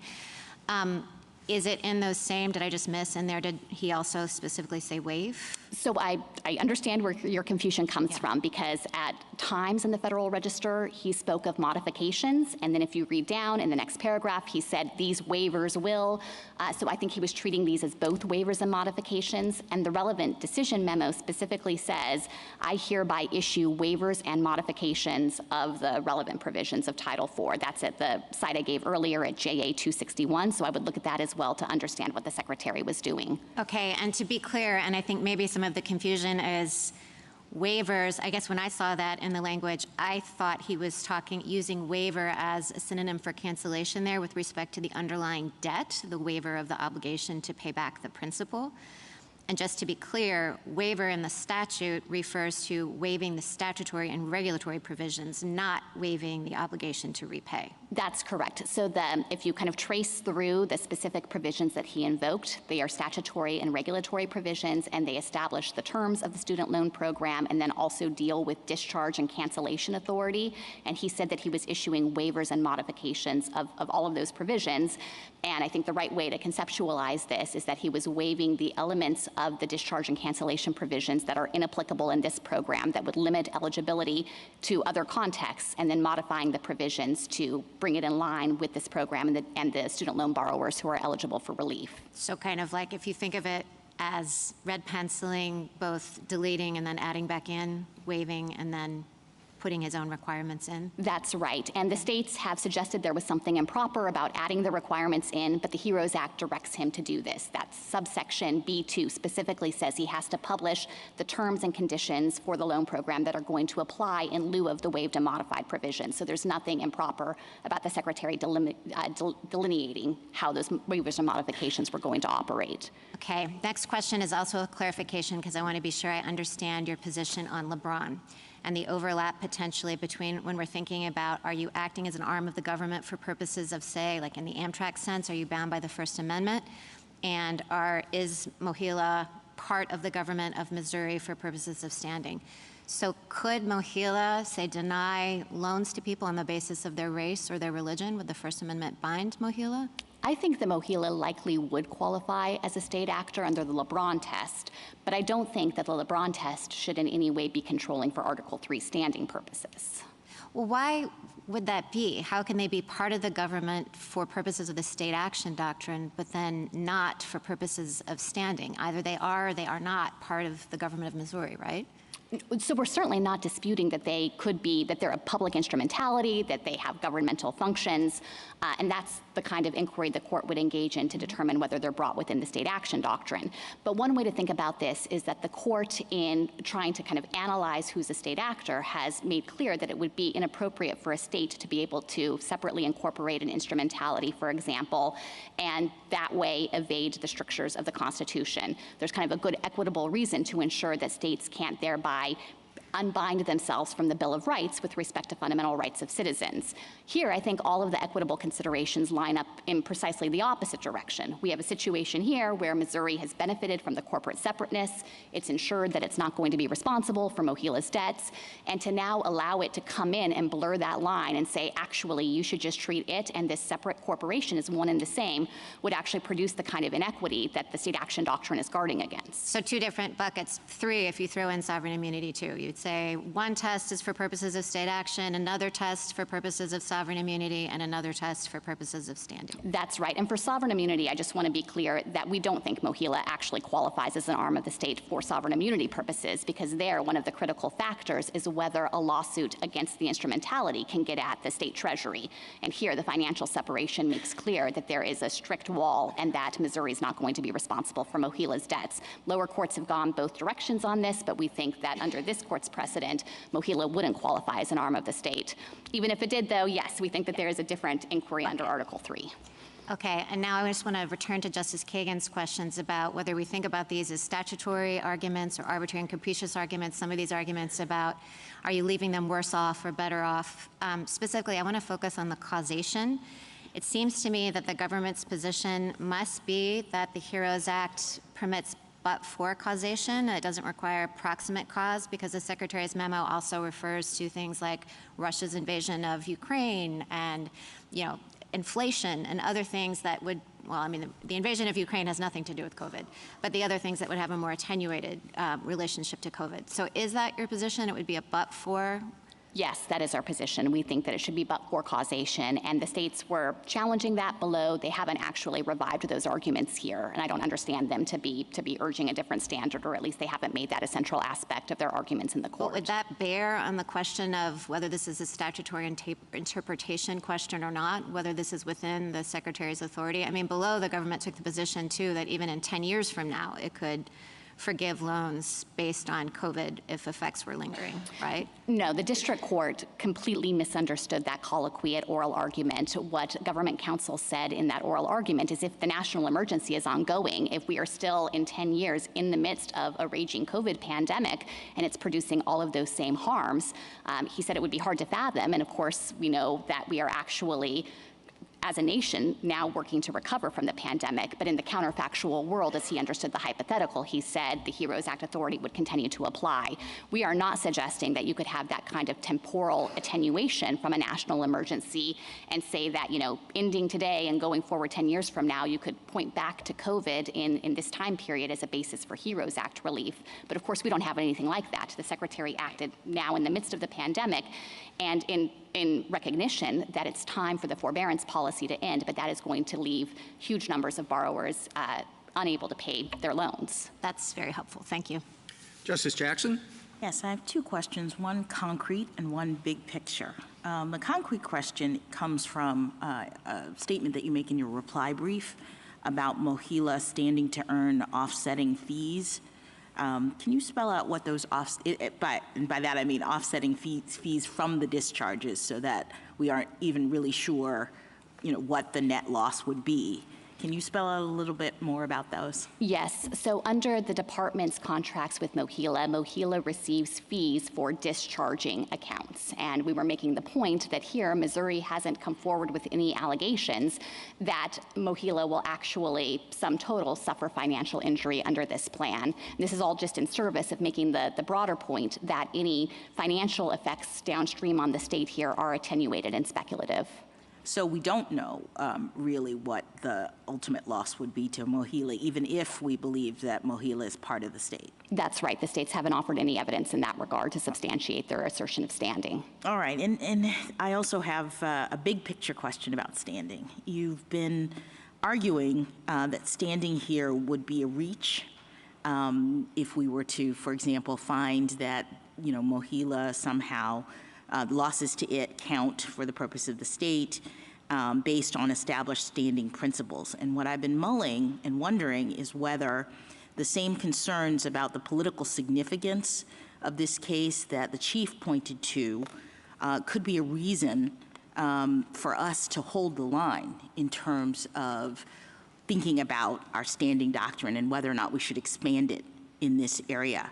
I understood that the standing bar really, as applied in a case like this, would allow the political branches to hash this out without interference, from a torrent of lawsuits brought by states and entities and individuals who don't have a real personal stake in the outcome. And in some ways, it's not unlike a case we heard last week where people were very concerned about lawsuits against tech companies and how they might hobble these companies if we allowed them to go forward. And I guess I have that same worry about the operation of the federal government and its ability to govern if we look at our standing doctrine in cases like this and we find that, even the most minor state interest, a dormant fund that hasn't been, funded or used by the state in 15 years, if that can be the basis for standing, I guess I'm concerned that we're going to have a problem in terms of the federal government's ability to operate. So my question is this a legitimate concern, and should we be thinking in cases like this about that type of concern as we ponder whether to expand our standing doctrines? I think it is a legitimate concern. The court has never suggested before that it should alter ordinary Article 3 principles and allow plaintiffs to sue based on concerns about the significance of the action. And in fact, the court has said again and again that the fact that no one might have standing to sue about an action doesn't mean that you should alter Article 3 and allow a suit to proceed, because the judiciary doesn't sit as a roving commission to rule on the legality of either Congress's enactments or the executive's implementation of those enactments. But I think it would be particularly anomalous in this case to accept any of the state's attenuated theories of standing, because there isn't even a situation where there's no other identifiable plaintiff or possibility to have the courts weigh in on these issues. The problem here is that the states aren't the proper plaintiff to bring this suit. Thank you. Thank you, General. General Campbell.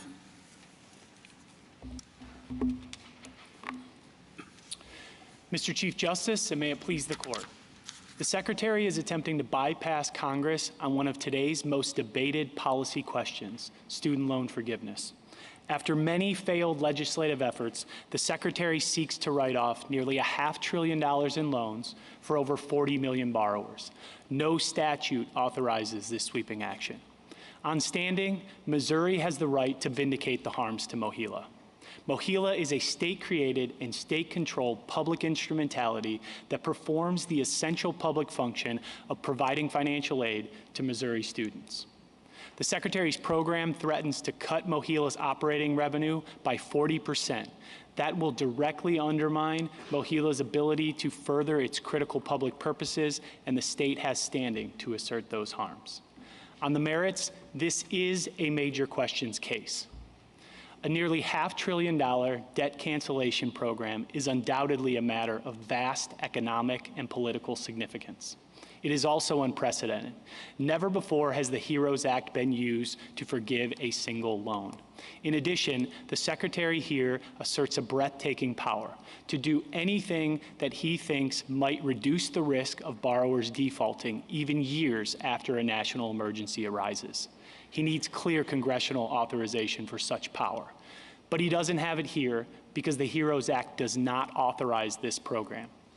The Act permits the Secretary to waive or modify existing provisions because of a national emergency.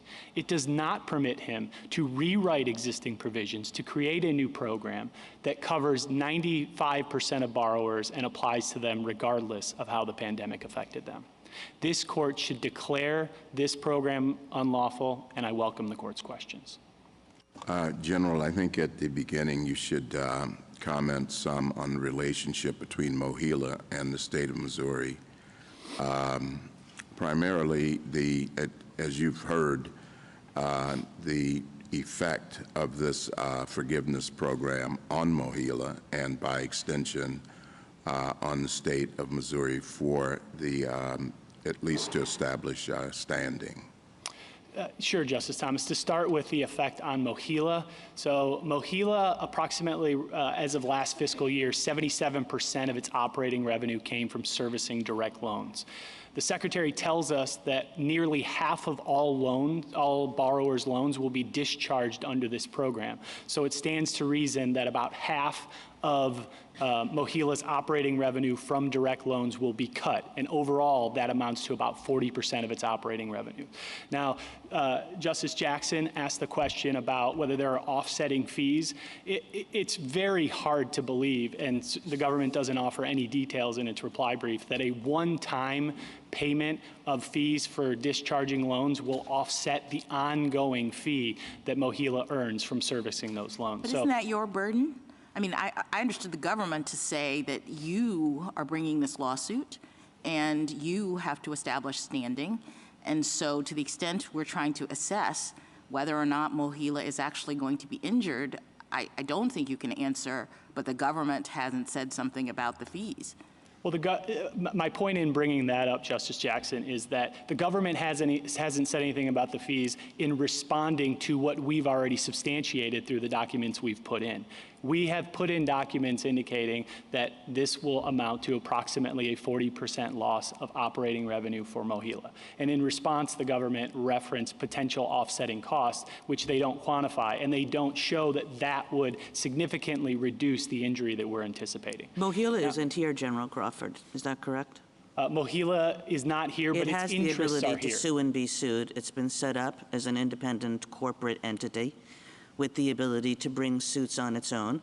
Usually we don't allow one person to step into another's shoes and say, I think that that person suffered a harm, even if the harm is very great. We leave it to the person, him or her or itself, to make that judgment. Now here the state has derived very substantial benefits from setting up Mohila as an independent body with financial distance from the state and sue and be sued authority. So why isn't Mohila responsible for deciding whether to bring this suit? We don't deny that Mohila could file a suit like that, but the state's interest is directly implicated here, so it is allowed to assert the interest it has in Mohila directly. But I guess, there are third parties all the time who have an interest in, gosh, I wish that party over there would bring a suit because I have some relationship with that third party, and I would like it very much if that third party represented its own interests better, in my view. But we don't do that. We don't allow that kind of interference with the decision of the entity involved to decide whether the harm is of the kind that they want to sue for. Well, the government is different. This court has recognized that in cases like Cherry Cotton Mills and Erickson, where it's allowed the federal government to assert the interests of federally created corporations. I believe that in those cases, the federal government had an independent interest. So the federal government was not saying, oh, we just have an entitlement to stand in the shoes of the federal corporation. Two responses. The first response is I don't think that's the best reading, certainly, of Cherry Cotton Mills. Cherry Cotton Mills, the court discussed a number of facts, and then at the end said, the reason why the government can assert the federal corporation's interest is because it is performing purely governmental purposes. That's exactly what's happening here. The state of Missouri has declared that everything Mohila does is the performance of an essential public function. So that's the first response. The second response is even if the state does need an interest, the state has an interest here. I'd identify at least three. The first interest is that the state created Mohila to provide financial aid for Missouri students, and that's what it does. The second interest is in the Lewis and Clark Discovery Fund, and the third interest is in the regular contributions that Mohila makes to the state scholarship programs. Now, there was some discussion earlier about the Lewis and Clark Fund and some suggestion that it's a dormant fund that no longer exists. I think it's clear, I think we need to clarify what exactly is the status. So yes, it's true that there hasn't been a contribution in the last 15 years, but that's because the state has negotiated with Mohila for Mohila, in lieu of making the Lewis and Clark contributions, institutions to contribute over $65 million directly to the state scholarship program. And in exchange for those agreements, the state has allowed the Lewis and Clark deadline to be extended. So at this point, the question is, what's going to happen at the next deadline? The next deadline is coming up next year. And if the question before this court is whether cutting Mohila's operating revenue by 40% will increase the risk that it either won't make the next contribution to the Lewis and Clark Fund or it won't make the next payment to the scholarship fund in lieu of the Lewis and Clark Fund. So that's what's most important to you now is the Lewis and Clark Fund? No, it's not, Your Honor. What's most important to us is that the state can speak directly for Mohila, but I was responding to the question about the interest that I guess I understood the interest to be if Mohila was really Missouri, the loss of the servicing fees. Am I misunderstanding that? No, you you're have not. Two different arguments, right? That's you have correct. that argument, and then you have this argument about the Lewis and Clark Fund. That's correct.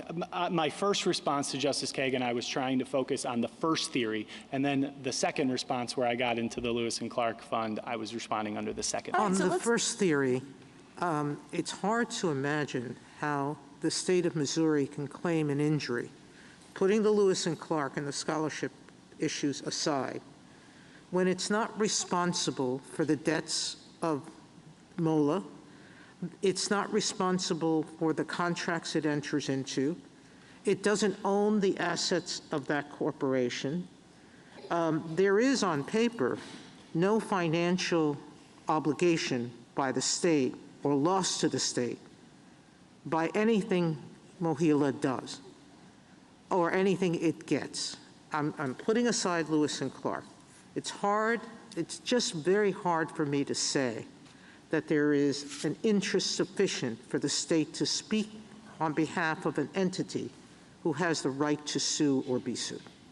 When this court in LeBron and when the Missouri Supreme Court in Casualty Reciprocal Exchange consider whether an entity is a part of the government, it looks at a far more broad analysis. Those are different issues. Standing has to do with injury. It doesn't have to do with are you evading the Constitution, are you trying to delegate public functions.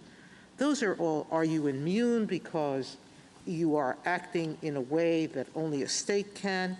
Those are very, very different questions. This is the question of standing, which relies on injury in fact. How can you have, I'm putting Lewis and Clark aside, how can you have injury in fact if you've immunized, you the state, have immunized yourself from any liability or any injury that Mohila could experience? Because the state speaks for Mohila. The state represents Mohila. Well, it decided to give this entity the right to sue and be sued. So it chose to say, I'm not injured in fact. Speaking is not the same as injury. Your Honor, the federally created corporations in Cherry Cotton Mills and Erickson also had the right to sue and be sued, but that didn't stop the federal government from asserting their interests. In addition, if we're focusing just on the right to sue or be sued, the Secretary has the right to sue or be sued. That doesn't disable the Department of Justice from speaking for their interests. Now, let's go back to Lewis and Clark a moment. The arrangement that Mohila and the state engaged in predated the pandemic, correct? Started in 2009, 2010? The Lewis and Clark Fund started in the suspension of Mohila's contributions to it. Started correct? in 2008. Isn't it a series of speculations that in 2004, absent this program, that the state won't continue that arrangement it currently has and continue to defer obligations? Mohila said that Mohila has already said publicly that it doesn't think that contributions to the Lewis and Clark Fund are within its wheelbarrow obligations. That was one of the reasons this arrangement has been made, correct? Well, Mohila recognizes that it still owes $105 million to the Lewis and Clark Fund. Well, in fact, I understand it's not writing it off as an obligation anymore. But it doesn't carry it on its books anymore. Your Honor, if you look at page 20 through 21 of the financial statement we cite in our brief, Mohila acknowledges that it still owes $105 million to that fund. And the point that I was making earlier is that the fund, contributions to the fund and contributions to the scholarship program are different sides of the same coin. The state has been constantly, throughout the entire time from 2007 till now, has been constantly receiving payments from Mohila, and those payments have taken the form sometime of Lewis and Clark, but more often recently it has taken the form of a scholarship contribution. Have you expressed any plans to actually use the fund to pursue projects in the foreseeable future, and if so, what projects? At this point, the projects have been put on pause. I see. So we're talking about a fund that hasn't been contributed into because the state has waived the obligation to do so for at least a temporary period of time. And then even if the funds were to go into this particular fund, you don't have a set of plans that you are planning to pursue with them. But all that requires is the legislature and the governor to move forward once the fund has been. Yes, no, I understand, but we're trying to figure out the degree to which the state is injured by the money not being there.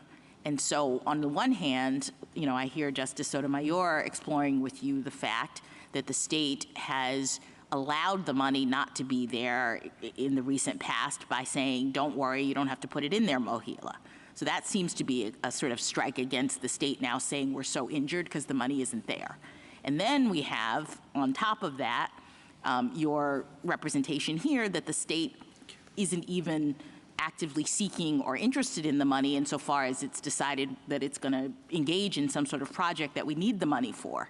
So I'm just wondering about the speculative, attenuated nature of the harm that you're alleging on the basis of there not being, or of the risk that we won't have extra money put into this fund.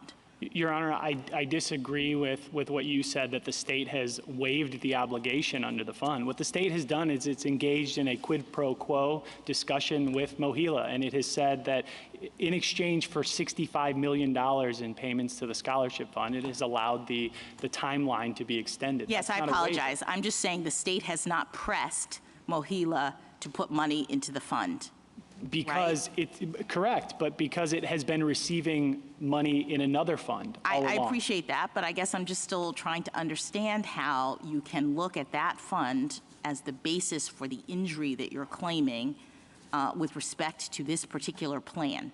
Your Honor, because the next due date for the fund is a year from now. And you can't extend it? It can be extended, but that would be in exchange for them giving another contribution to a scholarship fund, which is further showing that there are further financial contributions. And the plan is not totally ridding them of any opportunity to make money, so they do have some other income, yes? Mohila? Yes. Whether Mohila has other, yes, Mohila has. All right, so we could believe that the income that Mohila gets from its other sources of revenue could be used to pay off in a year the amount that the state says it requires in order to put off the obligation yet again, right? I don't think, well, here's the key point in response. What Mohila says in the letter that the government filed as supplemental authority with the 8th Circuit is that they take all available funds beyond their expenses and reasonable reserves, and they devote them to student financial aid in Missouri. So if their operating revenues are cut by 40%, we know what they do with the money at the top, the excess money. They give it to students attending school in Missouri. So if their operating revenues go down, that's the first thing that's going to go. General, I'd like to put aside the Lewis and Clark Fund for a minute, and I want to return to the direct injury argument, the Mohila is an arm of the state argument. Justice Sotomayor was pointing out, statutorily, Mohila has the right to sue and be sued. The state doesn't have responsibility for its liabilities, and the state has disclaimed any claim to the assets. Is that correct? I would disagree with the last point. I don't think the state has disclaimed any interest in the assets. So explain to me why. Because on the one hand, you have, you know, in Missouri Statute 173.420, you have the last sentence says that nothing in these sections shall be construed to deprive the state and its governmental subdivisions of their respective powers over assets of the authority. But then in the next section, 425, it says, no asset of the authority shall be considered to be part of the revenue of the state. So which is it? I mean, because it would be hard to see how a win for the state would benefit Mohila or a win for Mohila would benefit the state if the assets are completely separate. You don't get any money out of it. Putting aside Lewis and Clark, because I'm not really interested in that. So, Your Honor, to go to the second provision you read, 425, it says no asset of the authority shall be considered to be part of the revenue of the state within the meaning of a specific state constitutional provision. So I would then say that's only for a limited purpose. The prior provision that you read, where the state has preserved its authority over Mohila's assets, shows that any residual interest in Mohila's assets belongs to the state. So we cited the reciprocal casualty exchange case in our brief that shows that the legislature could abolish an entity like Mohila, and if it did, the money would come back to the state. So the state does have the ultimate interest in the property of Mohila. If the state wanted money from Mohila right now, if the state just wanted to pull assets out, say because the state was going to make a decision to fund the Lewis and Clark Fund, does the state have the authority to do that? Acting through the legislature, it does. Okay. And I think the Lewis and Clark Fund is actually a great example of that. So the Lewis and Clark Fund wasn't created until 26 years after Mohila began its operations. And at that point, the legislature came in and said, Mohila, you have to start giving this source of funding to the state. So the legislature can come in at any time and request money. Do you want to address why Mohila is not here? Mohila is not here because the state's asserting its interests. Mohila doesn't need to be here because the state has the authority to speak for them. And that brings me to— Why didn't the state just make Mohila come then? If Mohila is really an arm of the state and all of this would be a lot easier, I mean, the Solicitor General conceded that if Mohila was here, Mohila would have standing. If Mohila is an arm of the state, why didn't you just strong-arm Mohila and say you've got to pursue this suit? Your Honor, that's a question of state politics, but we believe as a matter of law that the state has the authority to assert its interests. Under the factors in LeBron, under the factors that the Missouri State Supreme Court recognized in casualty reciprocal exchange, if it's a state-created and state-controlled entity that performs government functions, the state can speak for it regardless. Just along the same lines, I mean, it's true that you couldn't even get documents from Mohila without filing the state equivalent of a FOIA request. Your Honor, that was the mechanism by which we went about acquiring the documents, but that just— Well, that was the mechanism. I think that if Mohila was willing to hand you over the documents, you wouldn't have filed a state FOIA request. Your Honor, I think that further shows that Mohila is a state entity. They're subject to public records laws. They're subject to open meeting laws. They are a entity of the state of Missouri. And when you say acting through the legislature in response to Justice Barrett, do you mean that sort of the structure of Mohila would have to be revisited through the legislature? In other words, you've now set it up. We have a law in Missouri that structures this corporation in a certain way, and it is separate. So when you say acting through the legislature, do you mean that there would have to be some kind of amendment to the way in which Mohila is and operates in order to allow for you to reach its assets? I think it would have to be an act of the legislature, whether it took the form of amending the existing statutes or whether it was a new statute. It would have to be an act of the legislature. Counsel, on the merits, if I could direct you to the Solicitor General's argument suggesting the major questions doctrine does not apply because this is a benefits program, despite our holding in King versus Burwell. And arguing that it doesn't implicate the Appropriations Clause authority of Congress. Can you address that argument, please? Yes, Your Honor. The whole point of the major questions doctrine is to preserve the separation of powers, and it rests on the presumption that Congress intends to address major questions. I understand that, but this is a more specific question with respect to benefits programs and the relationship between it and the Appropriations Clause and King versus Burwell. Your Honor, the reason why I referenced the underlying doctrine and why it exists is that those same reasons apply in this benefits context no less than they do in a different regulatory context. The separation of powers is implicated here because we're dealing with a congressionally created program. In addition, if anything, I would say that there are more reasons to apply the major questions doctrine here, because what the agency is effectively doing is exercising the power of the purse by going into the federal balance sheet and crossing off nearly $500 billion in loans payable to the government. That is a quintessentially legislative function. So that's even more reason why the major questions doctrine should apply. Isn't the... I was just going to ask, that's the whole purpose of the HEROES Act. The whole purpose of the HEROES Act is to say in either for veterans or not for veterans, for people who are in military service or in a national emergency, we give you the authority to impose debt on us. The forbearance of payment is it $5 billion a month or something like that? It's an outrageous sum. And yet no one is disputing that the Secretary has that power. It's not the amount of money. The question is what's Congress's intent. And we know from the HEA Act that Congress recognized that there would be cancellation of debt for schools that close at least. Why would you think that Congress didn't intend under the HEROES Act to permit cancellations of debt if a national emergency required it? Because what Congress said in the HEROES Act is that the Secretary has the power to waive or modify existing provisions. It did not give the Secretary the power to rewrite. A waiver? Well, yes, it did. Sorry, go ahead. Yes. General Campbell, I mean, it says waive or modify any statutory or regulatory provision applicable to the student financial assistance programs. And then it says the Secretary can add terms and conditions to be applied in lieu of such statutory and regulatory provisions. So it's really quite clear here. It's like you can waive or modify the old ones, and then you can add new ones in lieu of the old ones. So, Congress could not have made this much more clear. I mean, Congress didn't say exactly the circumstances in which it wanted the Secretary to use this authority. Of course not. This is a bill about, like, what happens when you have an emergency. So what Congress said is what happens when you have an emergency is the Secretary has the power to take care of emergencies. And it has that power by way of waiving or modifying any provision and adding others in lieu of them.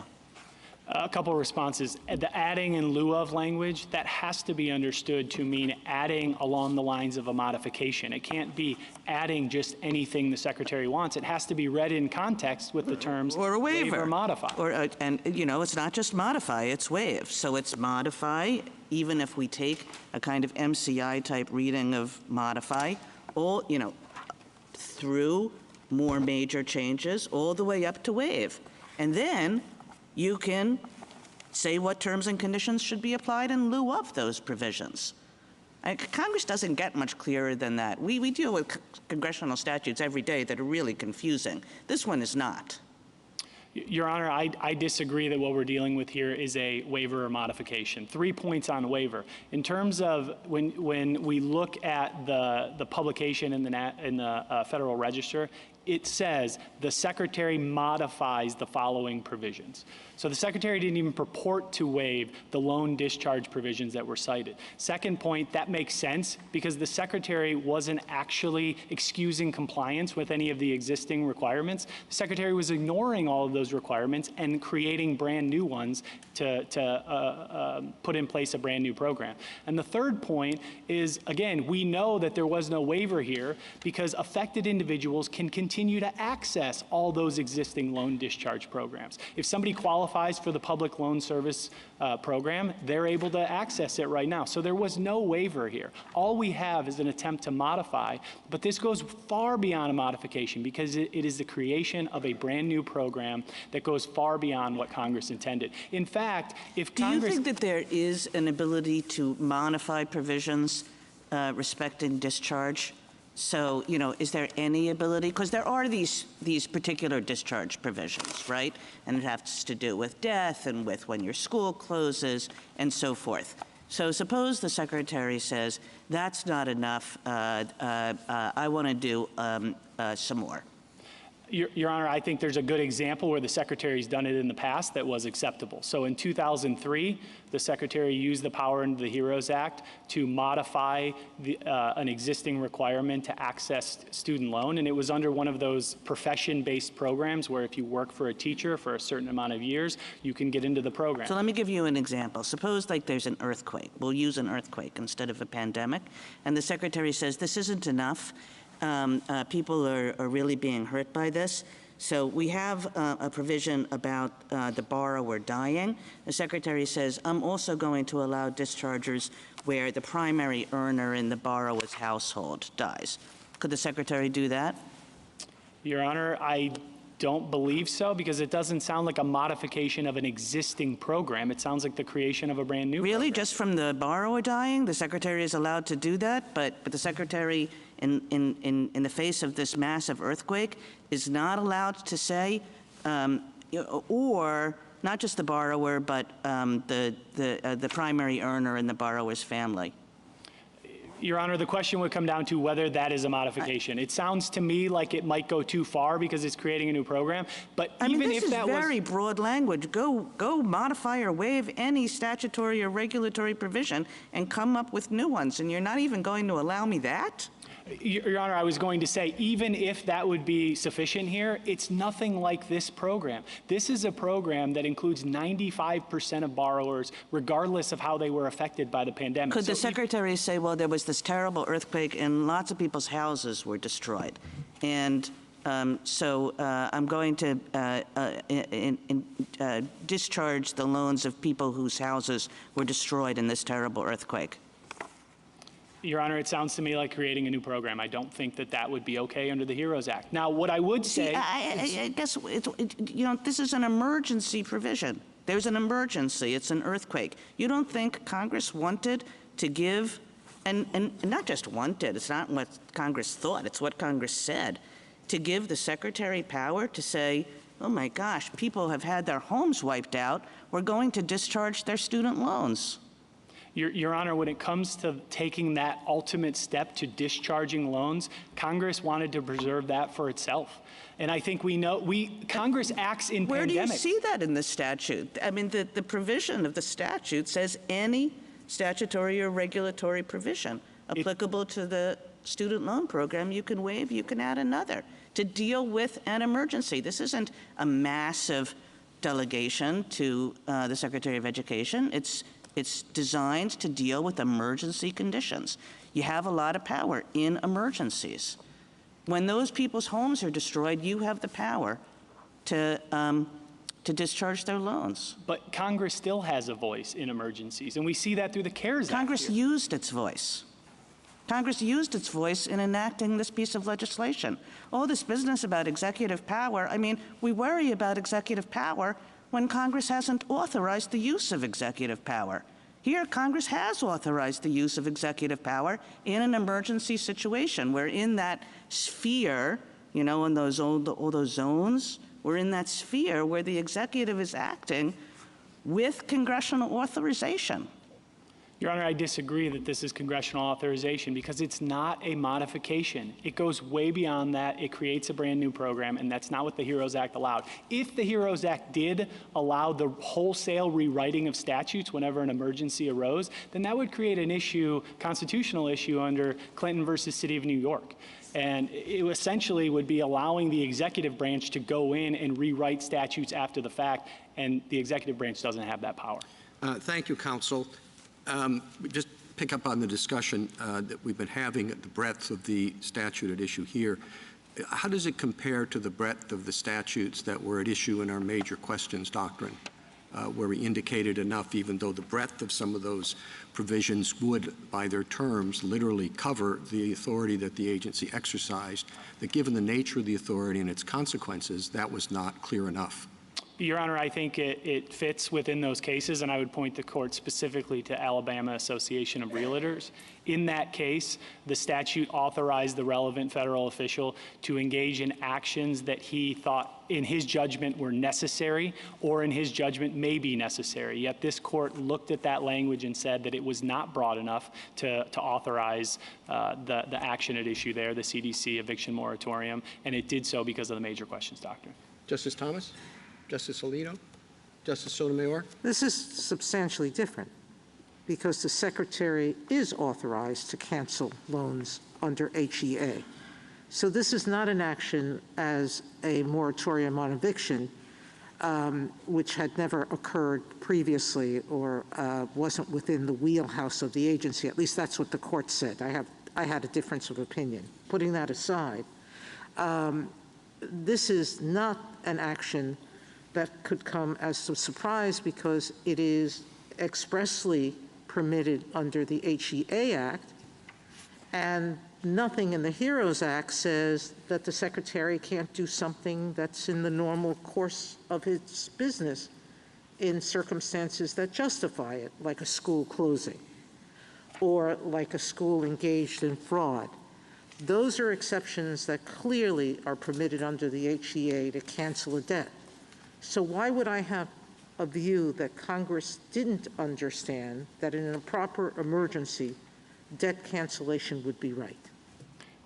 I would go back to my prior answer, which is there is a difference between modifying an existing loan forgiveness program in light of the national emergency, which is appropriate. And an example of that is to take the existing loan discharge program for teachers, and there has to be consecutive service, and to say if the reason why that teacher would fall out of the consecutive service requirement is because of the national emergency, it's okay to waive that requirement or to modify that requirement. That's changing the program. I mean, it's semantics. Clearly, a waiver is an extinguishment. Whether you're rewriting it to say a national emergency will pause your service years. Statute says you have to serve consecutively, and the secretary's saying you don't have to. You're rewriting the statute.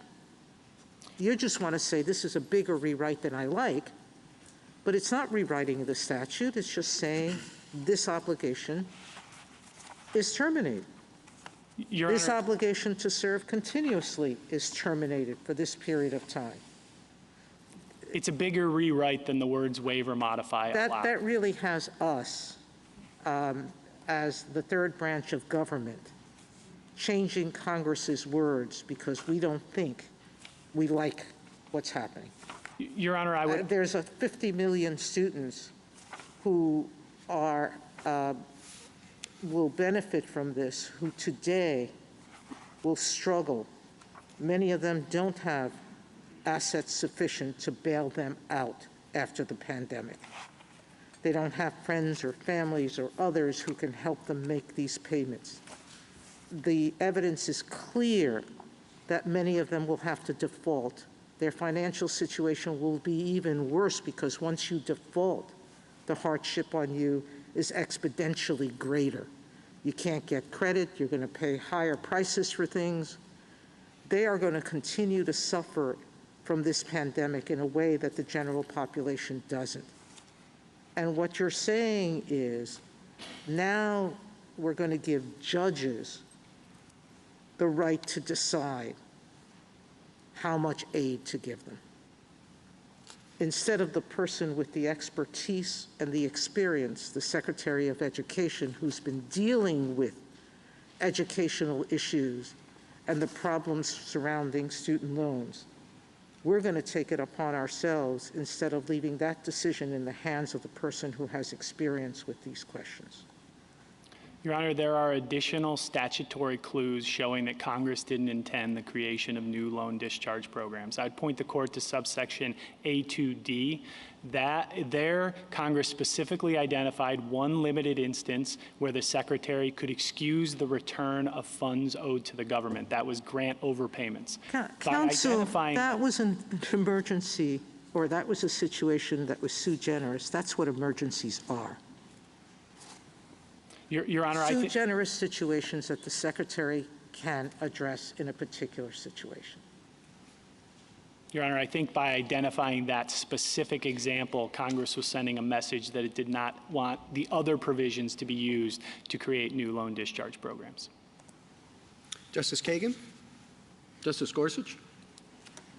I understood the Office of Legal Counsel's memorandum to suggest that the Secretary, under the statute, had authority to put student borrowers in the same condition that they were in prior to the emergency, and that the nature of your argument is that that test is not met. Do you agree with the OLC's position and understanding of the statute, and how do you argue that it's exceeded that authority? Your Honor, I disagree with most everything in the OLC opinion, but I agree with that part of the OLC opinion. I think it's right that that's what the phrase "no worse position" means. It means Congress was telling the Secretary he had the authority to keep borrowers near the status quo.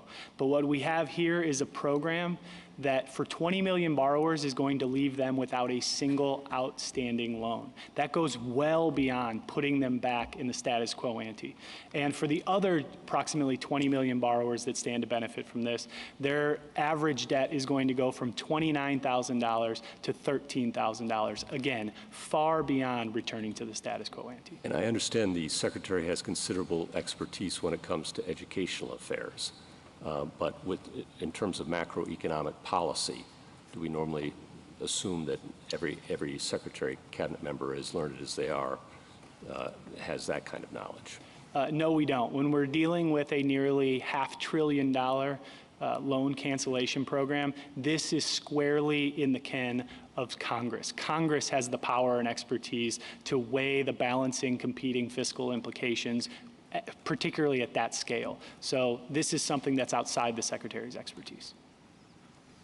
Justice Kavanaugh? I think when we're talking about emergency powers, that certainly focuses the inquiry, but that doesn't mean that the executive can't take action. And it all then turns on I think, the language of the statute at issue and the kind of action taken. And I think you have a good argument on modify, but what do you do with the word waive? That is an extremely broad word.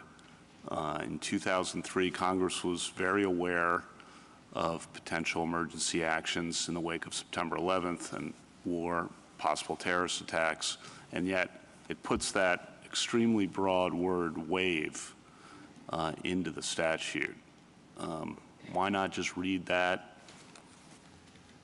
as written? Your Honor, I believe we are reading it as written. Waive means to excuse compliance with an existing obligation, and what the Secretary is purporting to do here is to change existing loan discharge program. The Secretary is not waiving anything in those provisions. And so we think, as I explained earlier, that the word waiver simply doesn't apply here. Now, to the extent the court looks at the term waiver and finds that that's cause to read the phrase waive or modify a little more broadly, it still doesn't reach this program because the Secretary is not dealing with any of these existing provisions that he purports to cite. He's not changing anything within them. He's frankly ignoring what's there and creating a brand new program, and that's not within the language of this statute. You don't think that fits within waiver? I don't believe it does, no. A waiver is to take something away, and the Secretary is not taking anything away from the cited loan discharge provisions. And then on the body of precedent we've developed within the pandemic on emergency powers and major executive actions, we have the eviction moratorium case, we have the national OSHA mandate case, but on the other hand, we have the healthcare mandate case. And I think the distinction, one of the distinctions drawn there was that was more in the wheelhouse of the agency in question. And I think the Solicitor General has argued, and just get your response on, this is right in the wheelhouse, Justice Sotomayor was just saying this, right in the wheelhouse of what the Secretary of Education would normally be expected to do, unlike CDC doing an eviction moratorium. I know you've addressed this a little bit, but just get your response on that. Your Honor, I don't think it's in the wheelhouse because it's creating a brand new program. The only entity that has created new loan discharge programs is Congress. There's a number of them in the Higher Education Act, but the Secretary has never before created a brand new loan cancellation program, particularly under the HEROES Act. As I mentioned at the outset, the HEROES Act has never even been used to forgive a single loan in the past. That's telling because one of the things the court looks at in its major questions jurisprudence is if it's unprecedented, and we certainly have an unprecedented use of the statute here. Thank you. Justice Barrett? Two questions, one on merits, one on standing. First, on the merits, do you agree that this administration and the prior administration had authorization under the HEROES Act to pause loan repayment obligations? Your Honor, we're not challenging it in this case. I know, but the question is, do you think it's within it? This kind of goes to the scope of waiver modify, right? Yes, I think that so if I can go through the timeline to explain. So the first 7 days on March 20th, 2020, Secretary DeVos waived but didn't indicate what legal authority she was using. I have no way to assess that because I just don't know what authority she was using. Then Congress came in 7 days later and enacted the CARES Act. The CARES Act put a payment pause in place for 6 months. At the end of that 6-month period, Secretary DeVos extended it for 3 months. I think arguably that was a legitimate use of the HEROES Act because taking a congressionally created 6-month program and extending it for 3 months seems like it might be a modification.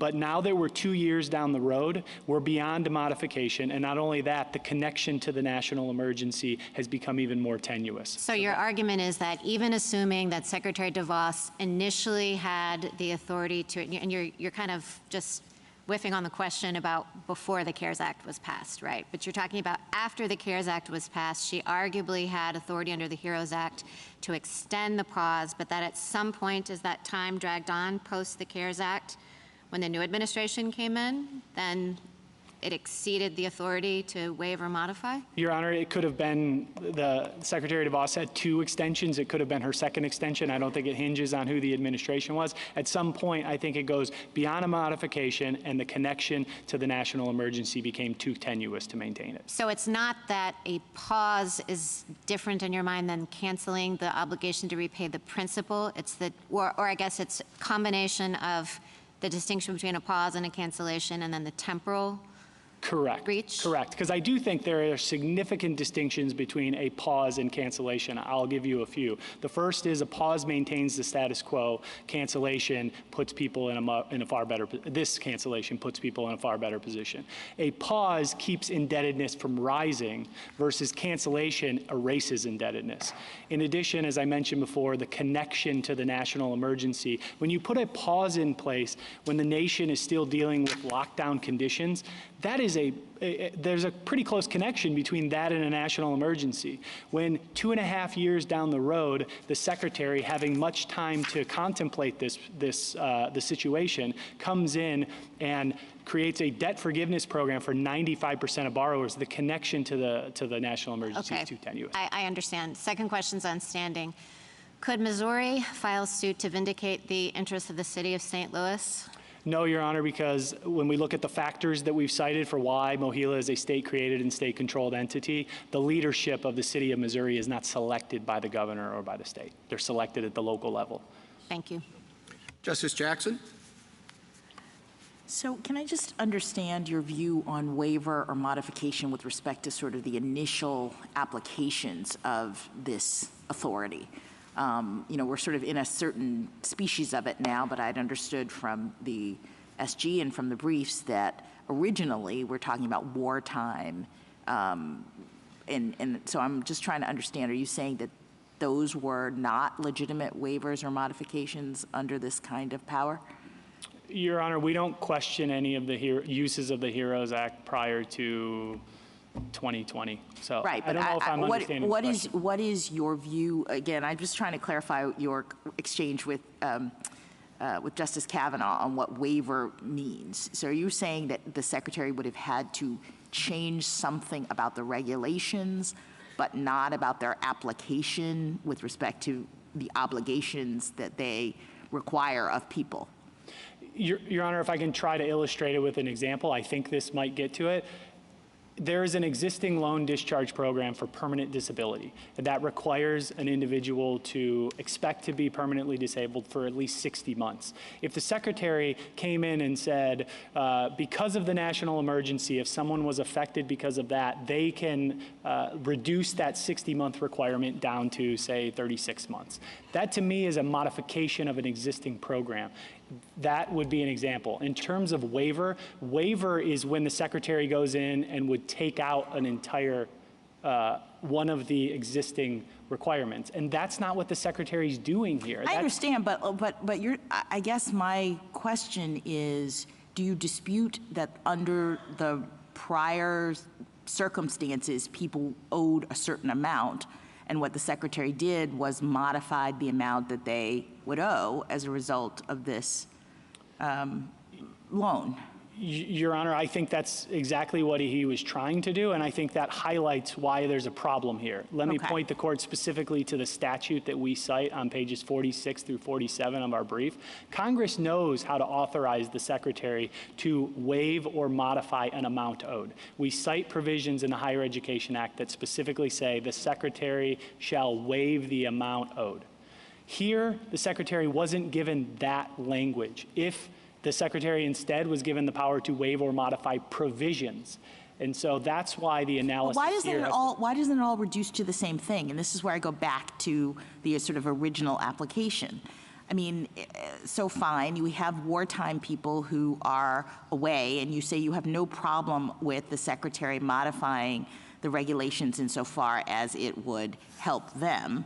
But doesn't it reduce to just them not having to pay as much? I don't understand why there's really a distinction between waiving the regulations in the way that you're reading this and waiving the amount a person owes under a regulation that relates to a loan. Your Honor, there's never been a past use of the HEROES Act that would eliminate the amount that someone owes. So I don't think there's a prior comparator to look to.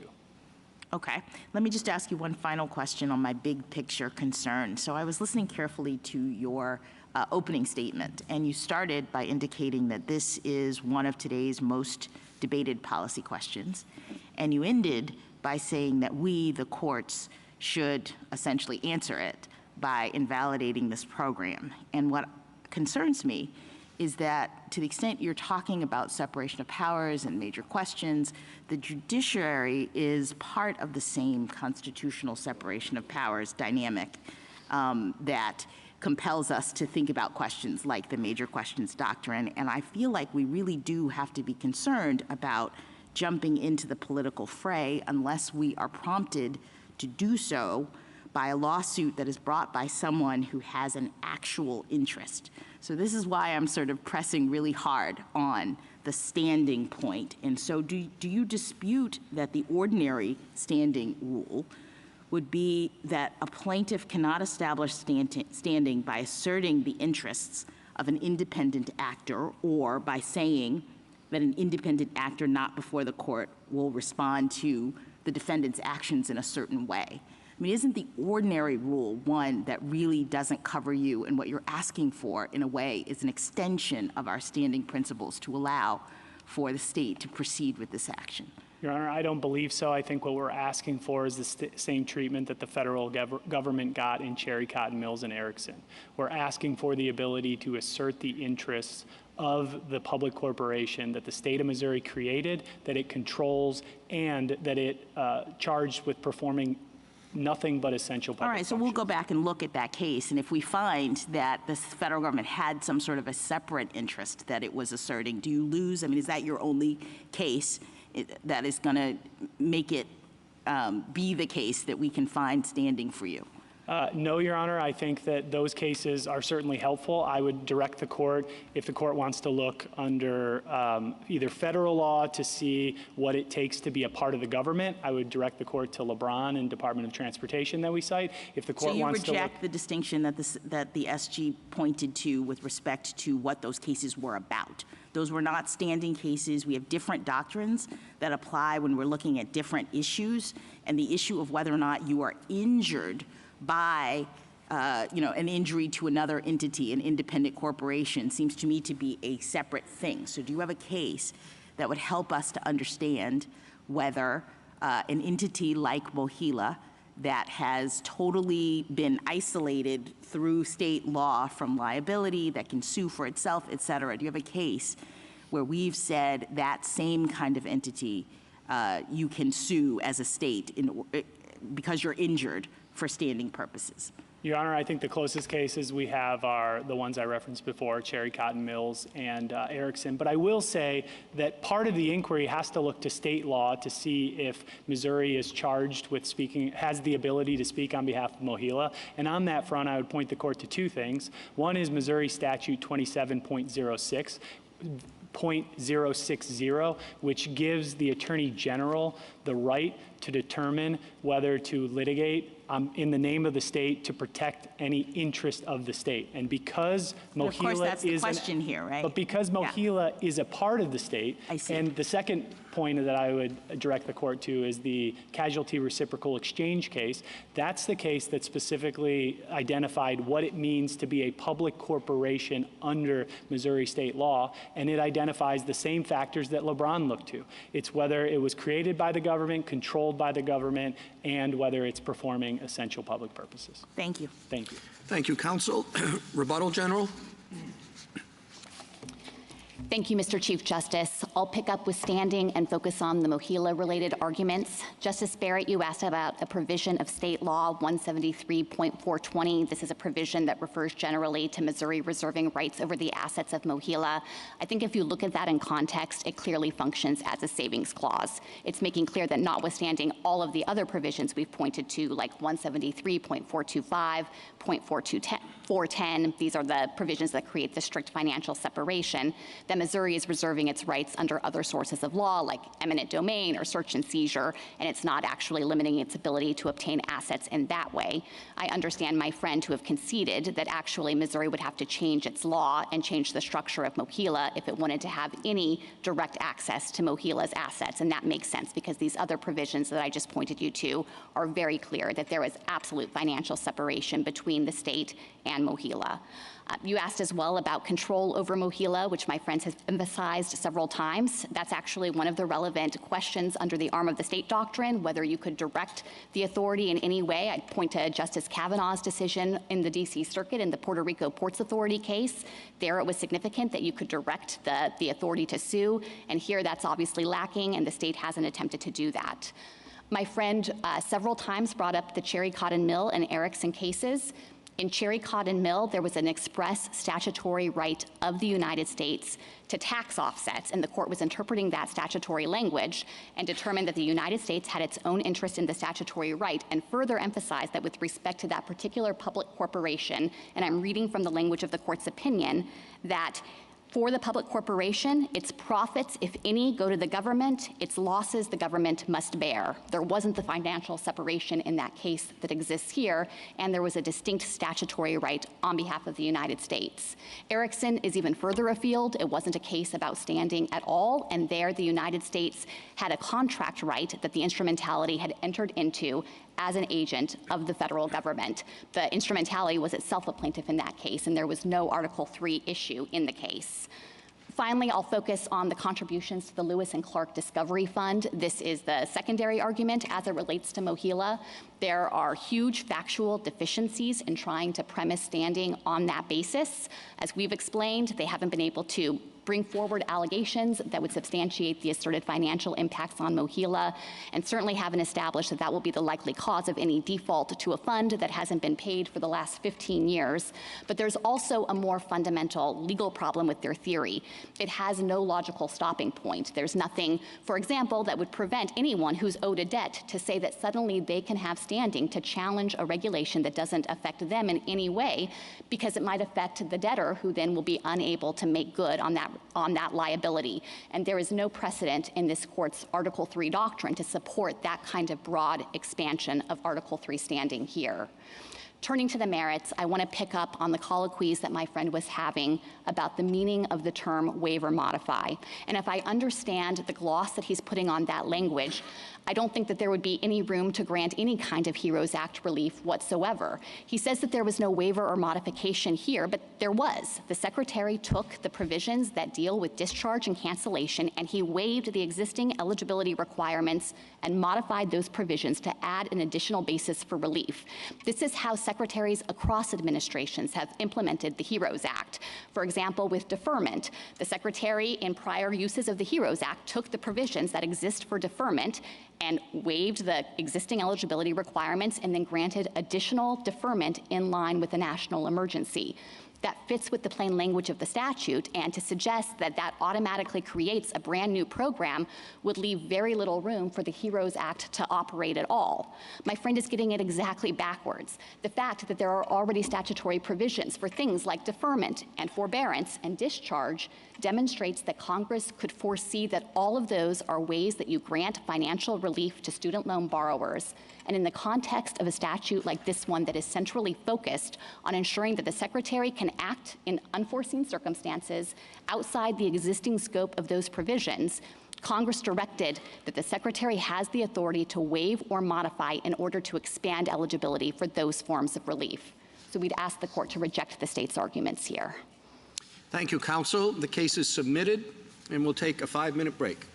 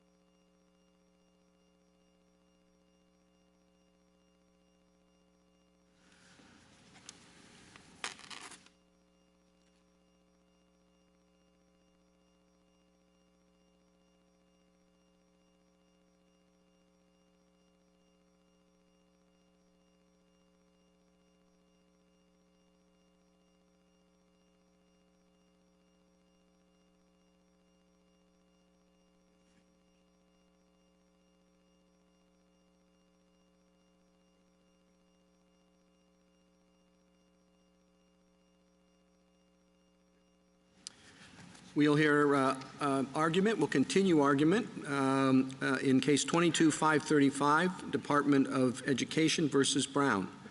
Welcome back. Thank you, Mr. Chief Justice, and may it please the court.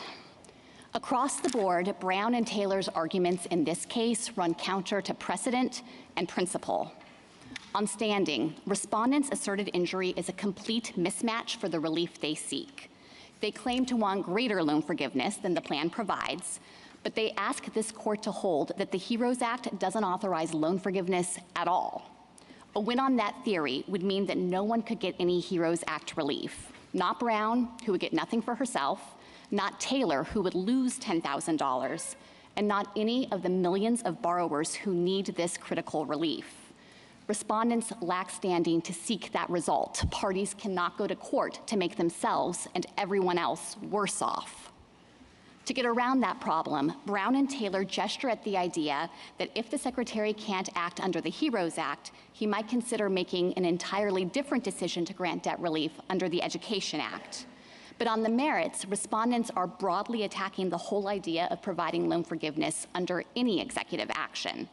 They never explain why they think the Secretary could provide broader relief to even more borrowers under the Education Act. And in any event, this court has never endorsed that kind of circuitous route to standing.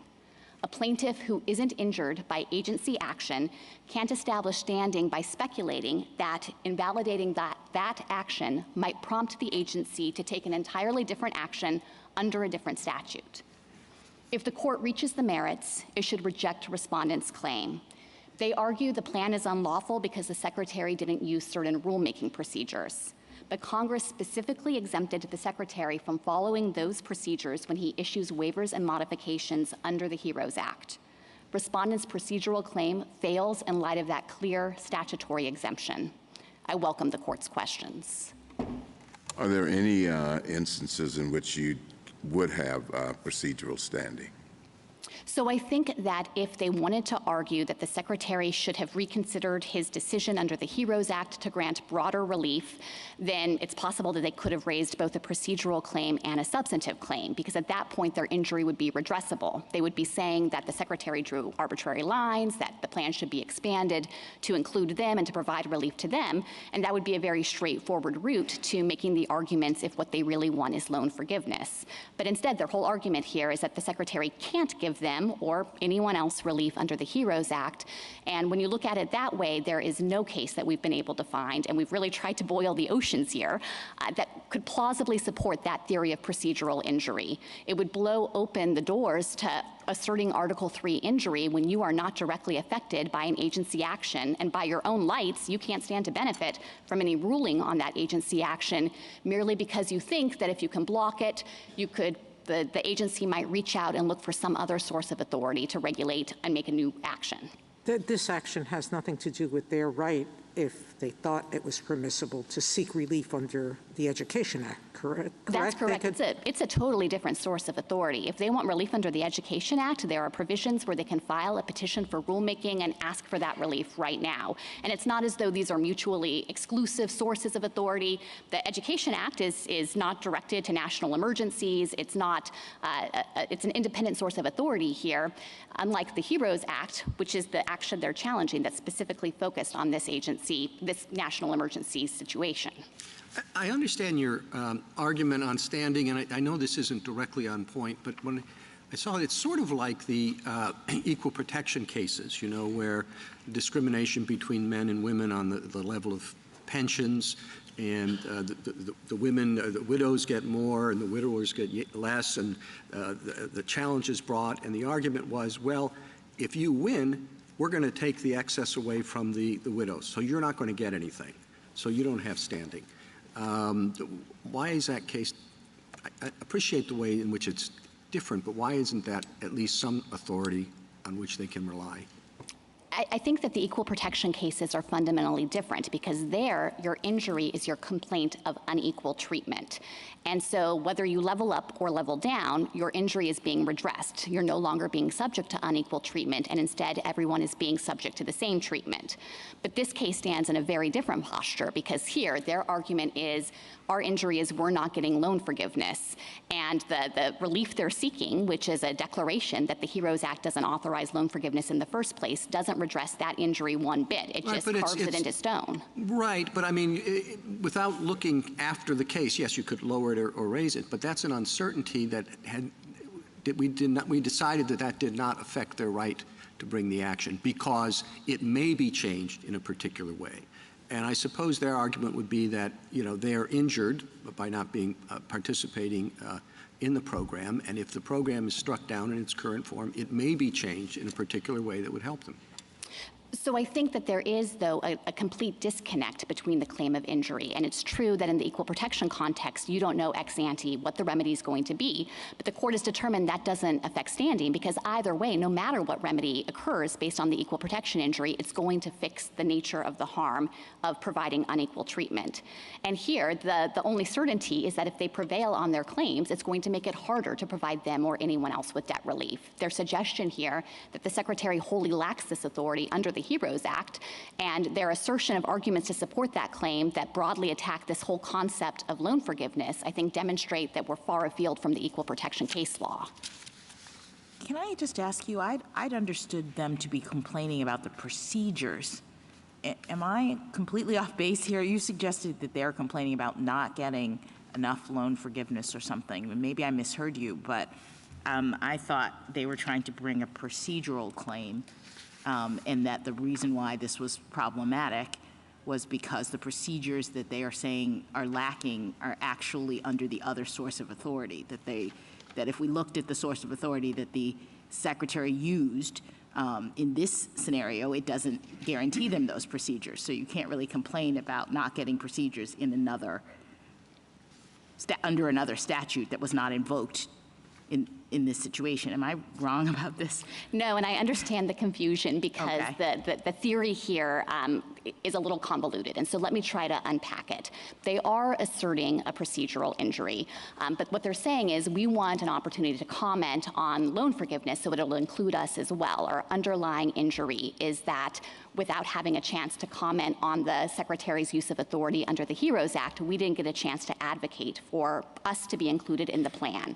The problem with that procedural theory of harm is that by their own arguments in the case, the Secretary couldn't make a different decision. He couldn't go back to the drawing board and think about it and decide, yes, I'm going to expand the plan under the HEROES Act to provide these borrowers with relief too. So they aren't able to assert that kind of redressability for an asserted procedural injury under the HEROES Act. And that's because there aren't negotiated procedures under the HEROES Act. Right. The statutory text is very clear. So even if you were to get to it on the merits, they haven't actually been deprived of any procedural rights. The HEROES Act specifies that waivers and modifications issued under the HEROES Act are exempt from notice and comment. But I think because of the fundamental flaw with their theory of injury and the fact that it couldn't be redressed by their own arguments in this case, they've now brought up this Education Act idea. They haven't been deprived of any procedural rights under the Education Act. You know, procedural rights derive from specific agency decisions under agency authority.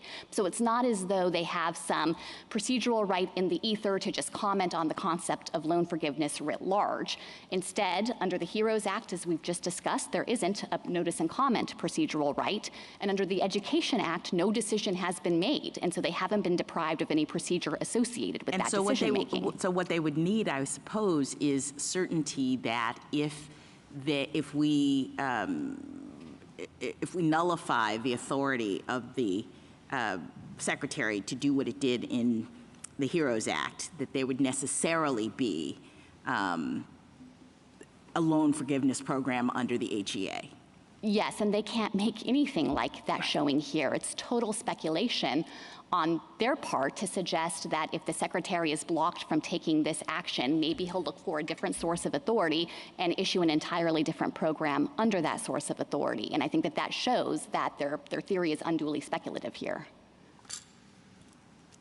I think it's important to recognize as well why they're pressing this claim and the upshot of this theory. The reason they're asking the court to go down this road is so that they can effectively raise a substantive challenge to the HEROES Act. That was actually the only claim on which they prevailed below.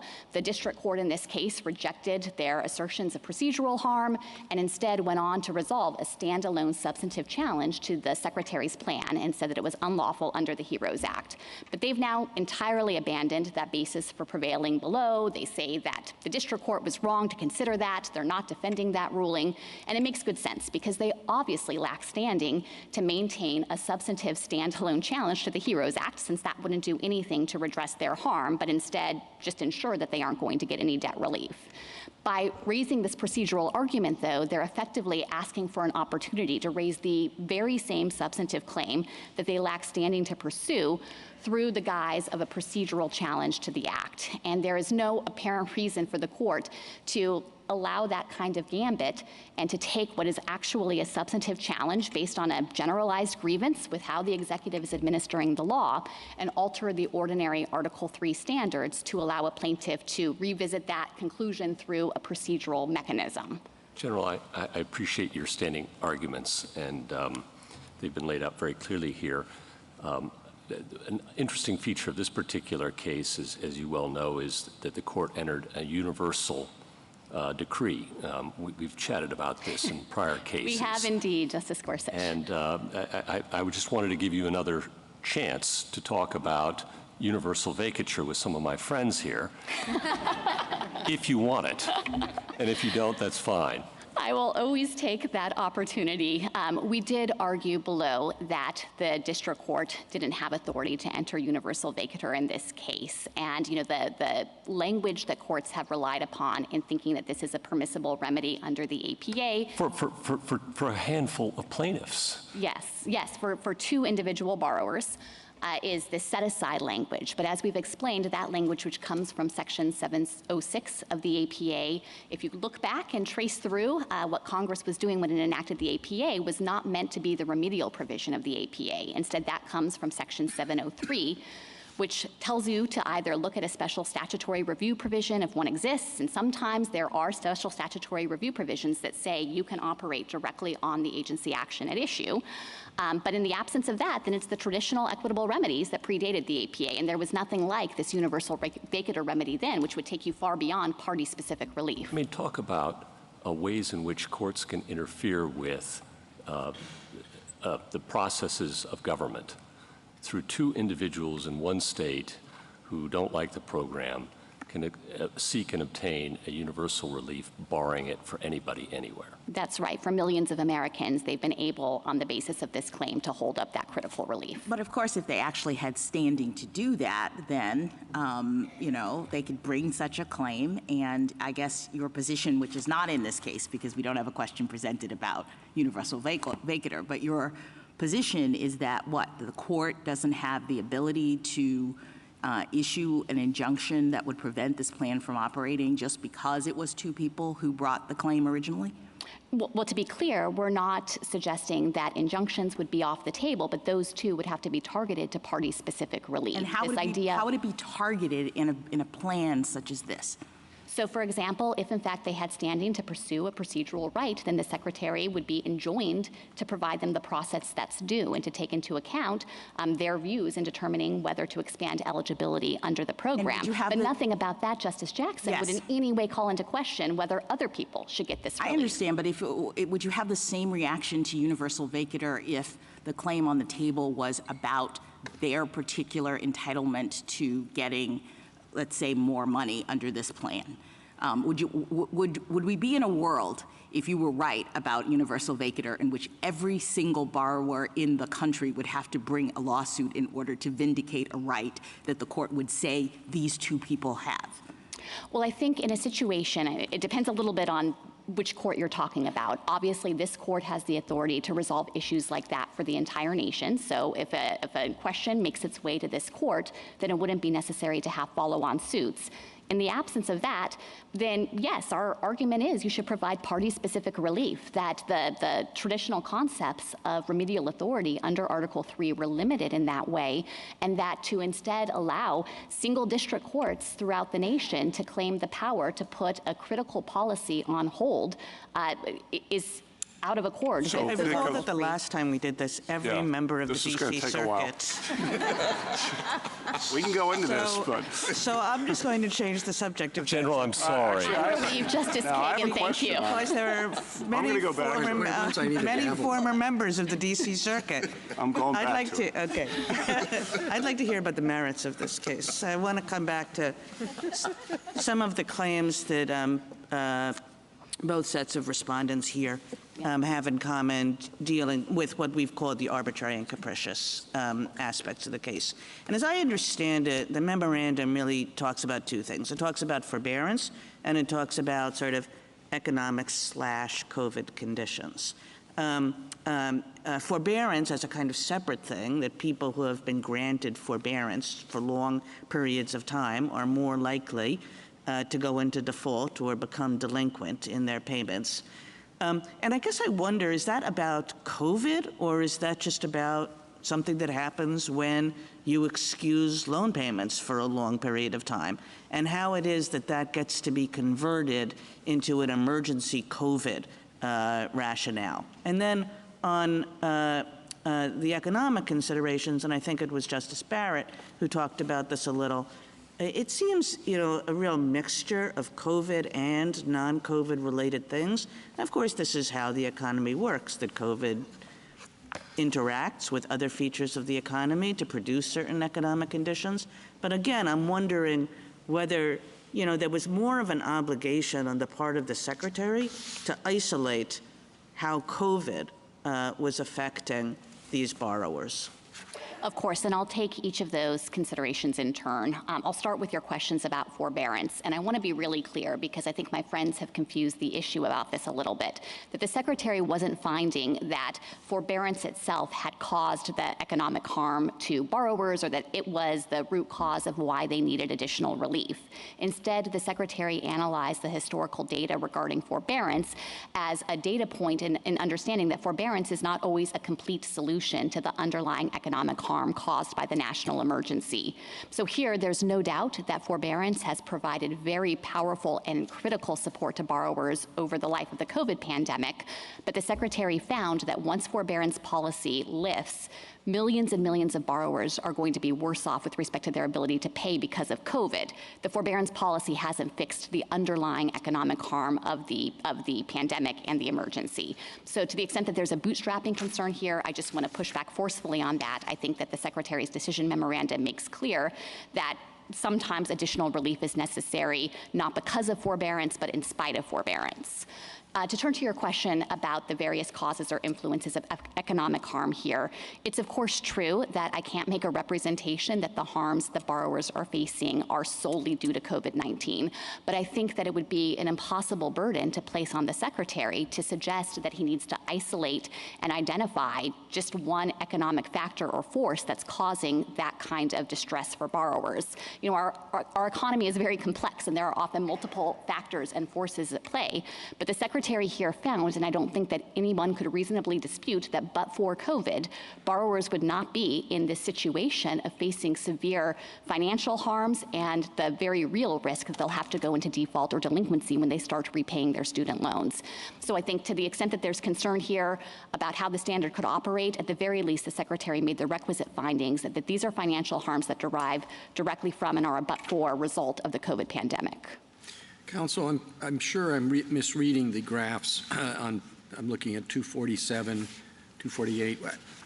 Didn't half the borrowers say they would not have any trouble paying their loans without regard to the forgiveness program?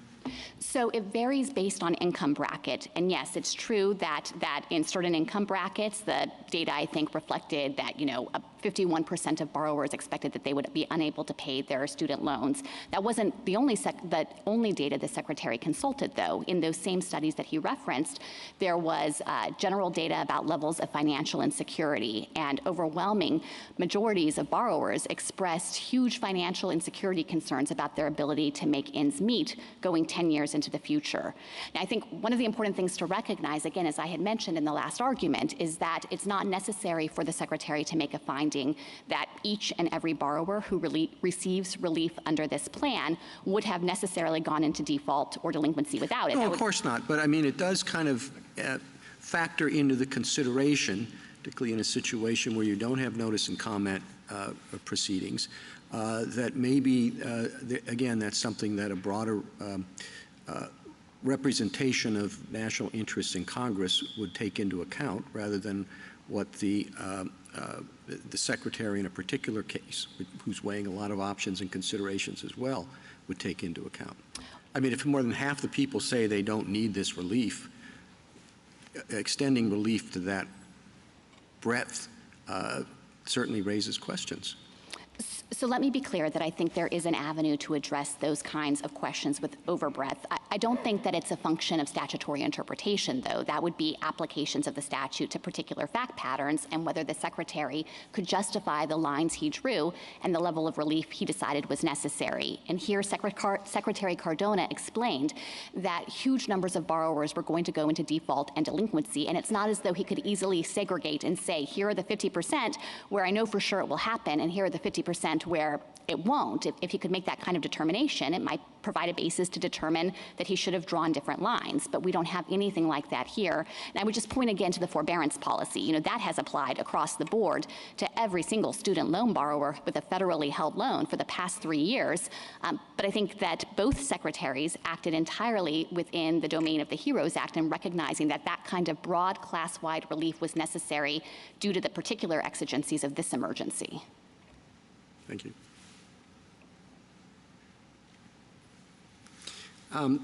Since we're dealing in a case with individual borrowers or would-be borrowers, I think it appropriate to consider some of the fairness arguments.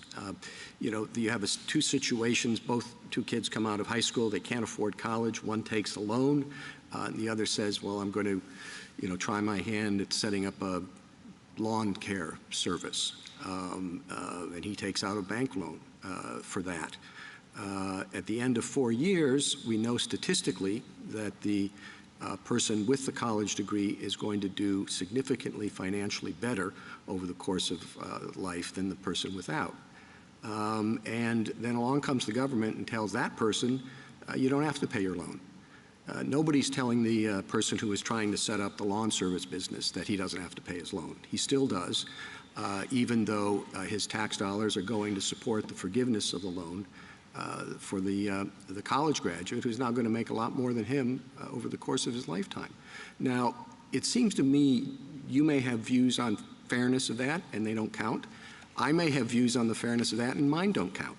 We'd like to usually leave situations of that sort when you're talking about spending the government's money, which is the taxpayers' money, to the people in charge of the money, which is Congress.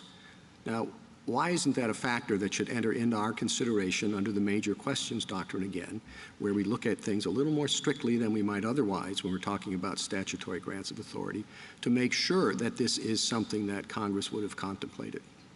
So my reaction to that, Mr. Chief Justice, is that Congress did take those kinds of considerations into account in specifically providing this authority to the Secretary. I think that the same kinds of arguments about fairness— Well, it's just circular. It sort of begs the question to say that, first, I don't see any evidence that they took the person who's trying to start the lawn service because he can't afford college. I don't see any evidence that they took him into account. But if that's what Congress would need to take into account and show, then it can't legislate. It can't provide the executive with pre-authorization to take action into an emergency. Congress can't look ahead to the future and say, okay, in the year 2020, when an unprecedented global pandemic hits, we've decided that the lawn care professional should, not benefit from this program, but the student loan borrower you're relying on an interpretation of the statutory authority to say that that's implementing Congress's intent. to do that in a pandemic that they couldn't have foreseen. We do think, no, they would have foreseen the idea when they said modify or waive, that would mean waiving the whole liability for 40 million Americans at a cost of $500 billion, that they foresaw that enough to allow the Secretary to act without any express congressional authority, any more express congressional authority than the authority you rely on. Well, let me break it apart into two different components, because I think there's a first-order question of whether Congress could have foreseen the possibility of debt discharge at all. And I think the answer to that has to be yes. That was a well-established form of relief that you can provide to borrowers in hardship situations. As I previously mentioned, it's one of the core provisions in the Title IV, and Congress, in specifically enacting a statute that's aimed at this problem of not leaving borrowers worse off in reaction to a national emergency, clearly understood that using this broad language. Well, so that's the first order question. I recognize. I'm not faulting you for repeating your answer, since I think I probably repeated my question. But you're just saying, it's the same argument about what modify and waive means. It is as a statutory matter on the categorical argument about debt discharge. Now, you have asked me several questions about the scope of this program, and let me try to be responsive to that. I recognize that this is a big program, but that's in direct reaction to the COVID-19 pandemic, which itself was a really big problem. There hasn't been a national emergency like this in the time that the HEROES Act has been on the books that's affected this many borrowers. And so I think it's not surprising to see, in response to this once-in-a-century pandemic, the kind of relief that the secretaries have offered here, the forbearance policy that has itself cost $150 billion, and now this loan forgiveness program. To the extent that you have concerns about the scope and size of the program, though, I would say that if I can get you to agree with me, and maybe I can't, on this point that the categorical debt discharge argument doesn't work as a statutory matter, then I think the right place to look to house those concerns is an arbitrary and capricious review. We think here that the Secretary drew reasonable lines in crafting the scope of relief, but if you disagree, or if you think he should have taken different interests into account, that would be a basis to reverse him on arbitrary and capricious grounds, not to distort the plain meaning of the HEROES Act. Thank you. Justice Alito? Well, the Secretary did what he did. So presumably he had and has a view about the fairness question that the Chief Justice posed to you. What is that view?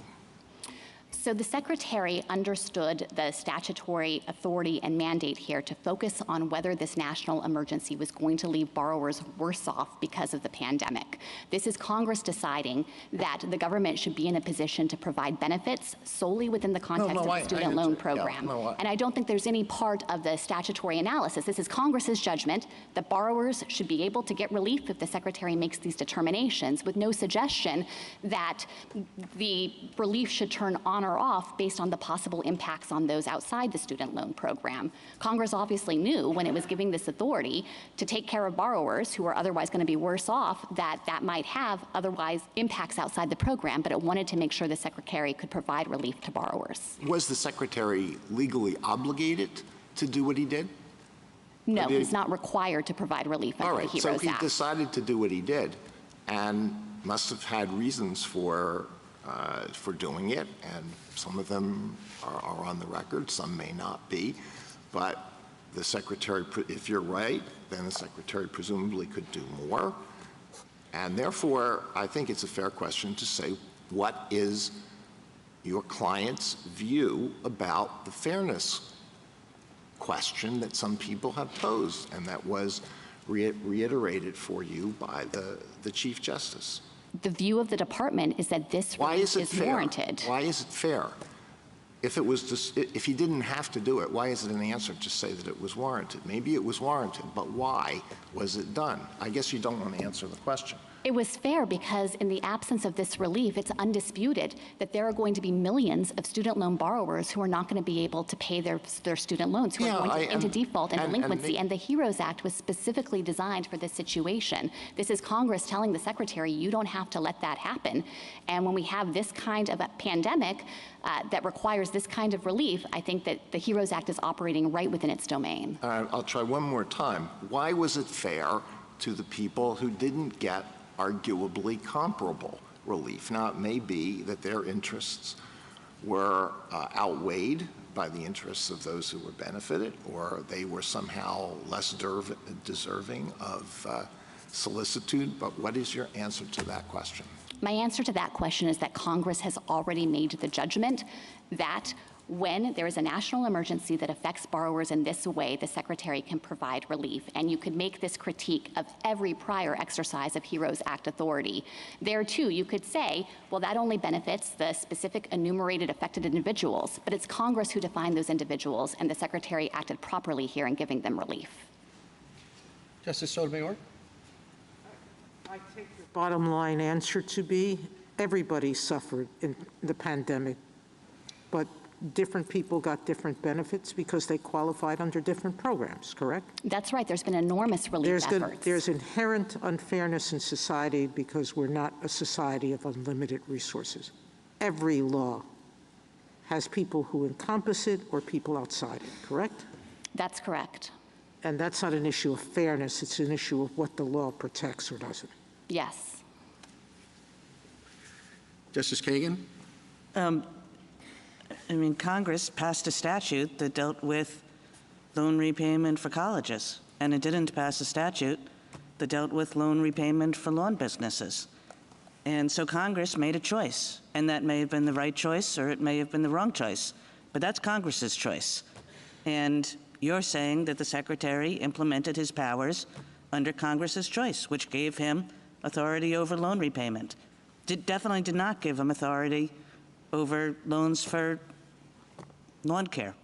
That's correct. The Secretary would have no authority to act outside the student loan program. The HEROES Act is specifically designed only to empower the Secretary with respect to that portfolio And maybe, of loans. as Justice Sotomayor said, Congress gave a different kind of authority to a different Secretary with respect to a different set of activities when an emergency struck. Is that correct? Yes. Justice Gorsuch? I just wanted to make sure I understood your position with respect to some of the gnarly language in this statute, which is waive or modify affected individuals to ensure they're not placed in a worse position financially because of the COVID crisis. You'd agree that doesn't authorize the Secretary to place persons in a better position than they were because of the COVID crisis? So I agree that the purpose is to ensure that they're not worse off, but I would disagree insofar as it's clear that he can provide class-wide relief. So if it turns out at the end of the day that some individuals are getting relief who it turns out wouldn't have needed it, Congress tolerated that and in fact encouraged the Secretary to err on the side of over-inclusion. So you read this statute as not just authorizing the Secretary to place people in the same position that they were prior to an emergency, but to allow the Secretary to place persons in a better position than they were prior to the emergency? No, I'm sorry. Let me try to clarify. His purpose has to be to ensure that they're not left worse off. But his effect can be. If the effect is that some individuals in the class receive relief who wouldn't otherwise need it, that doesn't mean that his plan is invalid. But if I could respond to your question about better off, worse off. Let me just, I'm sorry, let me pose a different question. So some persons can be better off, is your position. I guess how many is my next question, right? Let's say two people in Missouri, okay. All right, they're better off, fine. But what if it's 90% of the class, just hypothetically? Could the Secretary do that under this statute? So I think the right way to analyze that would be under arbitrary and capricious review, because as I've just explained, we think the statute tolerates some overbreadth. And so at that point, you would want to look at the Secretary's justification for his action. It sounds to me like that could be unreasonable, that maybe he wouldn't be able to justify that particular line drawing choice because it would be so extensive relief that isn't actually necessary. But one of the things you'd want to look at is whether there was a way to tailor it, whether there was a way to segregate the people who actually needed the relief or not. I understand that. And just in case you think this plan does that, Justice Gorsuch, No. It does not. I'm asking a hypothetical, and I understand your point. You direct us to arbitrary and capricious review. With respect to the fairness question that the Chief Justice posed, would you direct us as well to maybe State Farm, for example, where the Secretary has to weigh not just the benefits to the persons he's acting to favor, but also the cost to others? I think that is a more natural way to analyze those issues. I should emphasize, because we're in this case, that these individual borrowers didn't raise a State Farm argument. So they're not making these fairness allegations. I hear you, but you'd agree that that would be a relevant consideration at some stage in a court's analysis of the Secretary's action. I don't think that the Secretary could be faulted for not considering the interests of non-student loan borrowers, because I don't think that's one of the relevant interests that Congress expected him to take into account under this authority. As we've been discussing laws all the time. It's just irrelevant. Yes, I think that his charge under the HEROES Act is to determine whether student loan borrowers need this relief. I appreciate it. Thank you. That's clarifying. Thank you. Justice Kavanaugh? Just pick up on the Chief Justice's and Justice Alito's questions. If we're thinking about how to interpret the statute, and we're trying to think about the context of the statute in interpreting it, the word waive in isolation, one thing, but it doesn't use cancellation, so that cuts the other way. I take your response to that. But then you're thinking about contextually how it all works, it fits together, the fact that there will be winners and losers, big winners and big losers, relatively speaking, if the executive branch has this kind of authority. People who didn't go to college, as the Chief Justice said, or people who had paid off their loans, who say what they did to pay off their loans, and they're getting no relief because of the timing of the situation. And if Congress were doing this, Congress could and would, no doubt, would hear about all of that and factor all that in a way that a secretary could not, especially without notice and comment. Should any of that factor into how we think about whether to give a broad reading to waive or a narrower reading to waive, given the context? No, I don't think that should factor into how to interpret the statute. I think instead, as this court usually does, it needs to consider that text on its own terms, and I don't see any way to read the provision to waive or modify any Title IV provision to mean, but only do it a little bit, only in response to minor emergencies. It would actually be perverse to suggest that when there's a big emergency that might necessitate broader relief, the Secretary is more disabled from acting. Instead, that's the language in the statute that's meant to empower the Secretary and to ensure that he has whatever tools are necessary to fulfill the statutory purpose, to ensure that borrowers are not left worse off. With respect to these concerns about whether there's room to take into account other interests beyond student loan borrowers, there are avenues to go to Congress for additional relief to implement other programs. There's been unprecedented levels of COVID pandemic aid, as I mentioned, and I think to suggest that the Secretary here should have told borrowers who he had determined were at massive risk of default and delinquency in record numbers that he wasn't going to use the authority under the HEROES Act that's tailor-made to prevent that result would have been an irresponsible thing to do. So again, I think that this really comes down to Congress's judgment that there should be authority to provide the benefit within the context of this program. Obviously, there are additional authorities and benefits that can be provided under other programs. Separate question, the student loan issue is a major public policy issue without regard to COVID to begin with, obviously, and how to deal with that and the burdens it's imposing on people after they get out of college who have massive student loans to pay back.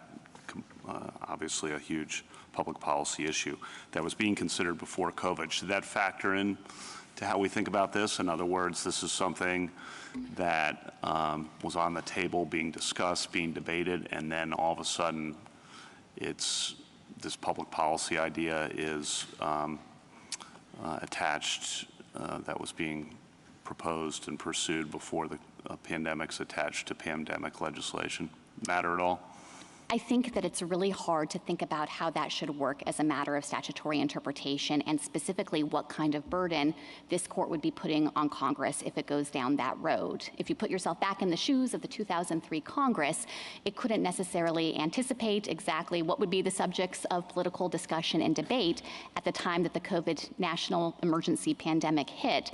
And so going down the road of suggesting the meaning of the statute could change or it should be interpreted in an atextual way because of current conditions, I think would basically disable Congress from being able to take the kind of action we have here of trying to ensure that the executive can act quickly with pre-authorization in an emergency to forestall massive student loan default. Okay. Last question, can't resist on Justice Gorsuch's earlier questions. If it were party-specific relief and it went up to the Court of Appeals and and you had sought an emergency injunction in the Court of Appeals, and the Court of Appeals ruled against the government on that. Would you then follow that in that circuit or not? I think as a practical matter, we generally do follow that in the circuit. I want to be careful here because You might not in the future. Right? Well, you can admit it. Our general practice is yes, we treat it as binding within the relevant circuit. But again, the concern here is that actually it's imposing on us an obligation to follow it throughout the nation. And if you came up to this court in an emergency application and we said you did not have a likelihood of success, I think you said earlier you would follow that. Why would you follow that? We recognize that this court has authority to resolve these issues for the nation. So even though there are only two parties in the case, you would say we're going to follow it for everyone else and not force every other affected individual to come to court? Do you think every future administration will have that same approach? Well, I think that they would likewise understand that even if the relief didn't formally extend beyond the parties in the case, obviously the precedential force of this court's decisions in a given area rule for the nation. Thank you. Justice Barrett? I want to ask you about universal vacatur. I just want to ask you one thing about the statutory language on waive or modify that I wonder whether it's an indication of the scope of waive or modify. So the Secretary has authority to waive or modify to ensure that affected individuals are not placed in a worse position financially in relation to that financial assistance, so in relation to their debt. So you agree, right, that we're not talking about a worse financial position generally. We're just talking about in relationship to the debt. That's correct. The two often collapse, obviously, because if you are distressed financially, it might mean that you're having trouble paying your mortgage or paying your rent, buying your groceries, and paying your debt. But yes, the function of the HEROES Act focuses on your position with respect to your ability to repay your student loans. So it seems to me that that language in relation to that financial assistance suggests that the relationship would continue. But the waiver or modification here severed the relationship to the debt so that it no longer exists. So why would that be consistent? I mean, doesn't the statutory language in relation to that financial assistance presuppose an ongoing relationship that might be modified, but not completely ended? No, I think that that would be reading in limitations that can't be gleaned from the text. What we understand the statute to be focusing on, and specifically looking at the subparagraph here that justified this act, making sure that student loan borrowers are not worse off with respect to their loans, that functions as a matter of their probability of being able to actually make their payments. And this actually relates to some of the questions that Justice Gorsuch was asking about better off, worse off. You know, imagine a student loan borrower, for example, who before the pandemic had her affairs entirely in order. She had a 0% chance of defaulting on that debt. But then COVID hit, her life has been disrupted, her job was disrupted, inflation is at record levels, she's having trouble making ends meet, and now she has a much higher likelihood of not being able to pay her student loans. In that situation, HEROES Act relief, if it were to operate even to completely eliminate her debt so she doesn't have an ongoing relationship with it, it would just restore her to her pre-pandemic relation insofar as her risk of default and delinquency. She was 0% before, and now she'll be 0% after. And so it doesn't inherently make her better off within the meaning of the statute. Thank you. Justice Jackson? Just wanted to quickly circle back to the fairness point. I guess I'm wondering whether or not the same fairness issue would arise with respect to any federal benefit program. So I'm thinking about the fact that as a result of COVID, we had massive infusions of money given to various companies, organizations, clearly authorized because Congress said do it. I'm wondering whether that would be unfair to people who didn't own a company or somebody who didn't have a nonprofit and wasn't getting that money. I just don't know how far we can go with this notion of, to the extent that the government is providing much needed assistance to people in an emergency, it's going to be unfair to those who don't get the same benefit.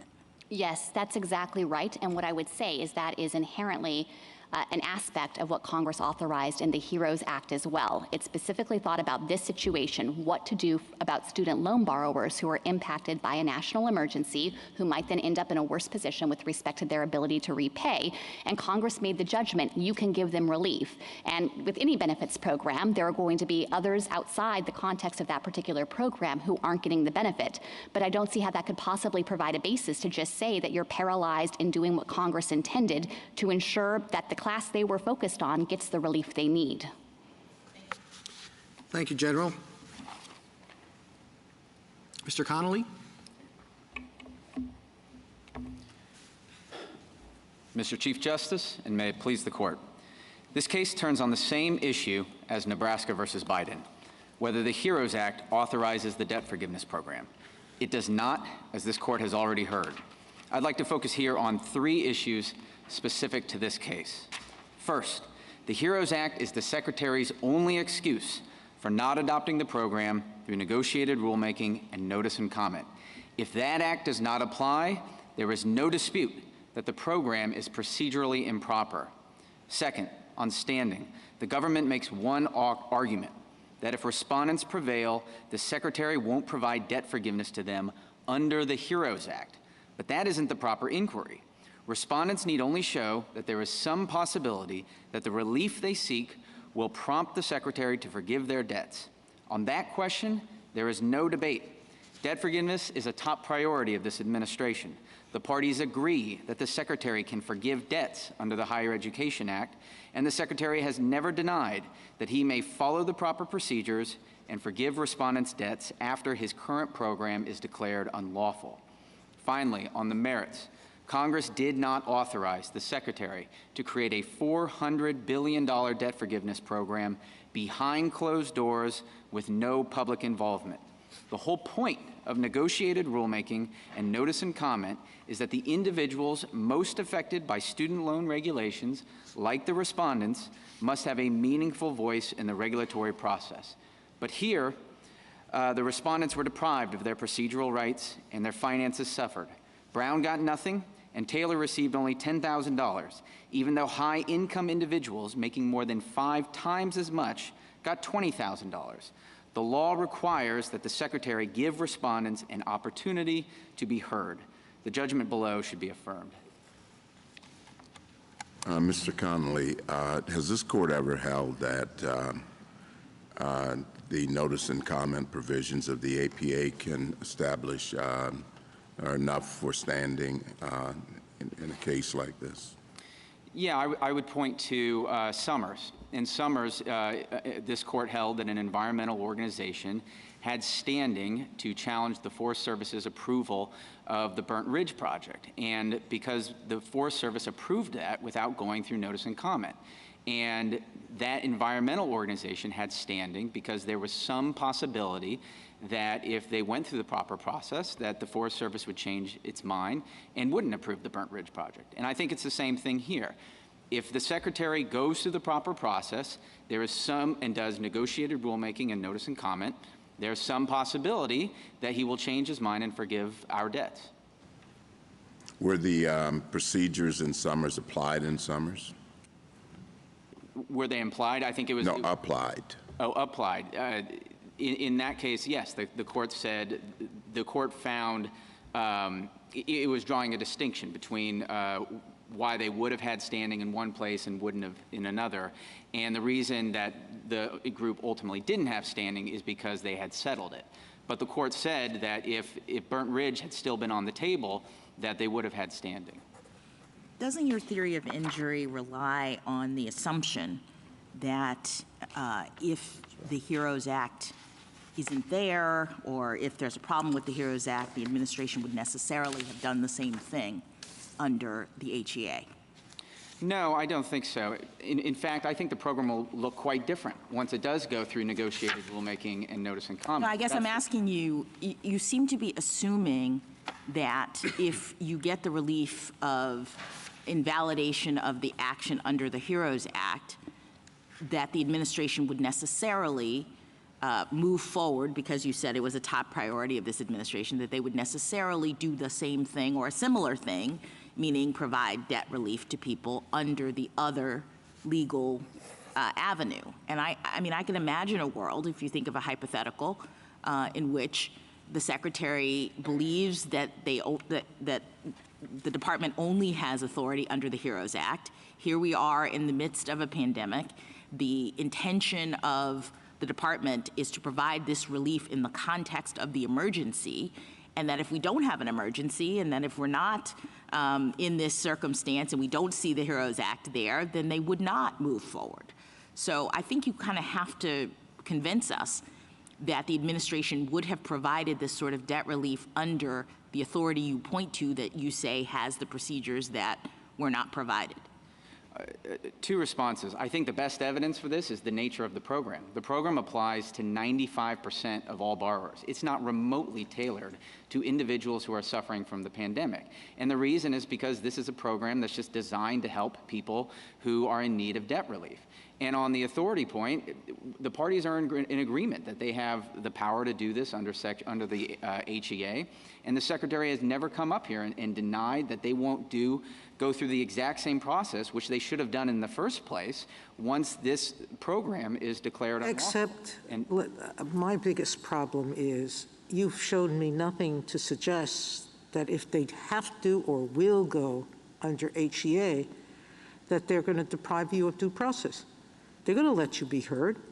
What Justice Jackson was getting to is you could be heard and not accepted. I mean, your position could be rejected. Then we'd have to look at that program and decide if that program fits the HEA requirements and the arbitrary and capricious standard.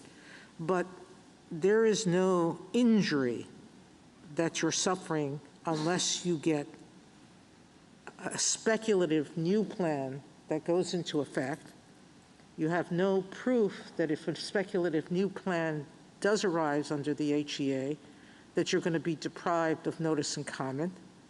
And you certainly can't say, if they rule against that interest and you've had notice and an opportunity to be heard, that it was arbitrary and capricious. So I'm at a loss as to how you have standing, because there is no notice and procedure required under the HEROES Act. The only way you can win is if you strike down this program completely, and that means that you don't get an opportunity to be heard, but nobody else does either. The Secretary created a $400 billion debt forgiveness program. Now, you're arguing what the state's arguing. I'm asking about you. Sure. You as a student, once the HEROES Act, your $10,000 student is going to get nothing. He's not going to get $20,000. You strike it down, he gets nothing. Neither does your person who wants something. This is so totally illogical to me, that you come into court to say, I want more. I'm going to file a suit to get more, but I know I'm going to get nothing. So the Secretary created a massive debt forgiveness program. And he says that he's doing it one time and one time only. He said this in his brief, in his declarations, on its website. And in the reply brief, he said he took costs into account. And so if we miss this shot, we will never have another opportunity to get debt forgiveness. I don't know if that hurts you or helps you. I mean, it seems to hurt you to suggest that. I thought your argument was if we strike down this program, then we know the Secretary is going to try again under the HEA, and that's the relief that we are seeking, the procedures that exist under that program. So if he's done, if we strike it down, isn't Justice Sotomayor right that you're in a much worse position by bringing this lawsuit? If he completes the program, but we are trying to stop this program so that it can go through the proper process, so that we have an opportunity to comment and urge the Secretary to forgive our debts. Right now, Ms. Brown has $17,000 in student loan debts, and she's not getting a dime of debt forgiveness. And if this had gone through the proper process, there's some possibility that we would have had our debts forgiven. And if in Lujan, what Lujan talks about is this is why procedural rights are special. Because the agency can always come in and say, you know what, we would have done the exact same thing even if you would have had that process. Your injuries aren't redressable, they're speculative. But that's why procedural rights are special. Do you rely, to what extent do you rely on the fact that your clients include an existing student loan borrower, and that you have it a little different than one that is not? In other words, it's not speculative in the question of how would that person be remedied, but it is another borrower. You're asking for notice and comment, and during that period, if it's granted, that would it would entitle you to raise, why the limit, whatever the credit limit is, that should be changed. Is that, I mean, I think your challenge is to make that sufficiently particularized and non-speculative. I mean, the problem with standing jurisprudence for something that looks for something concrete and particularized, it's also very academic. A dollar of injury and you're in.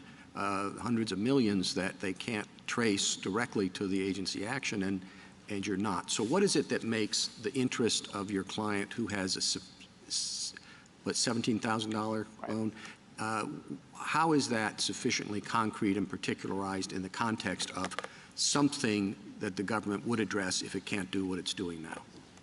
Sure. So I think it is critical that we're here representing borrowers. She has student loan debt, and it's not being repaid, and those are concrete interests at stake. So this is not someone off the street who is upset that his or her taxes are going to go up.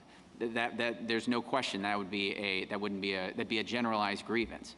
But here, if you look at the scope and the purpose of the program, it's to help student loan borrowers.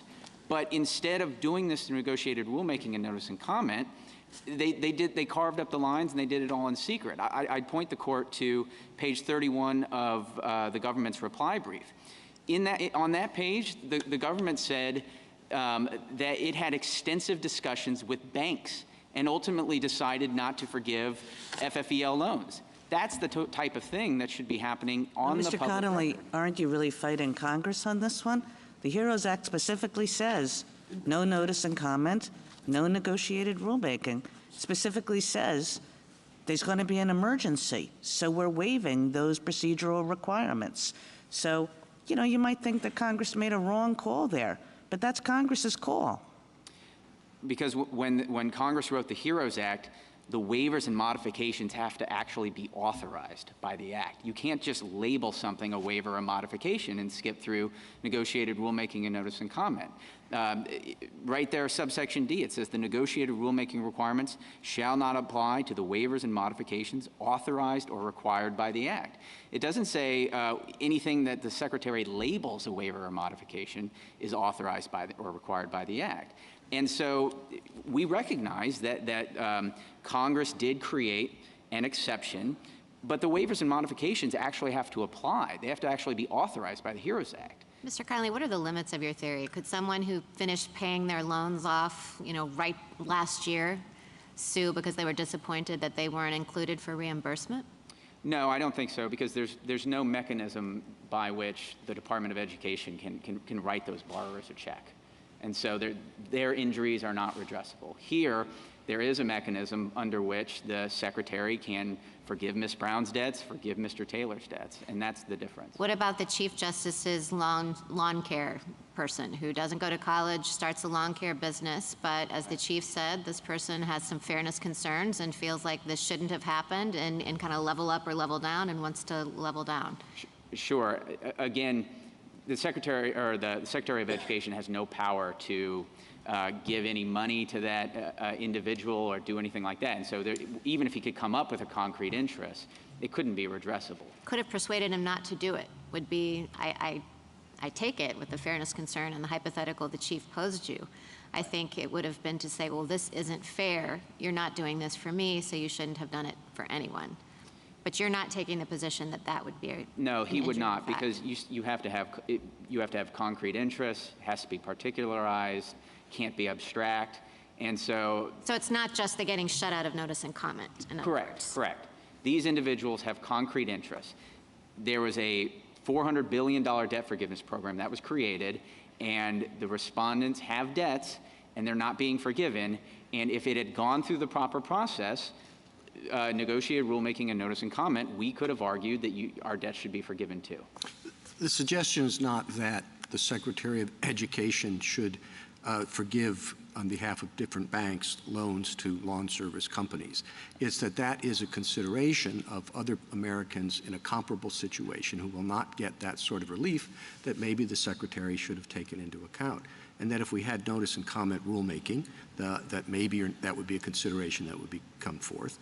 Or maybe if Congress were involved in this expenditure of $500 billion, that might be something that they could consider.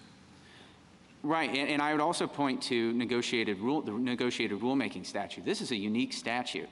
The Congress said specifically that it wanted all of the individuals who are affected by the Title IV loan process, student loan borrowers, universities, everyone, it wants them to be involved in the process. And it strengthened those requirements in 1998.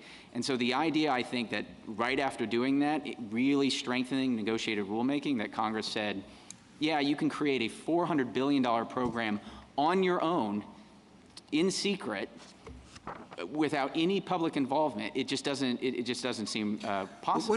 What is the limiting principle? I mean, there are many programs out there. The people say, well, I ought to be covered by that, and I wasn't.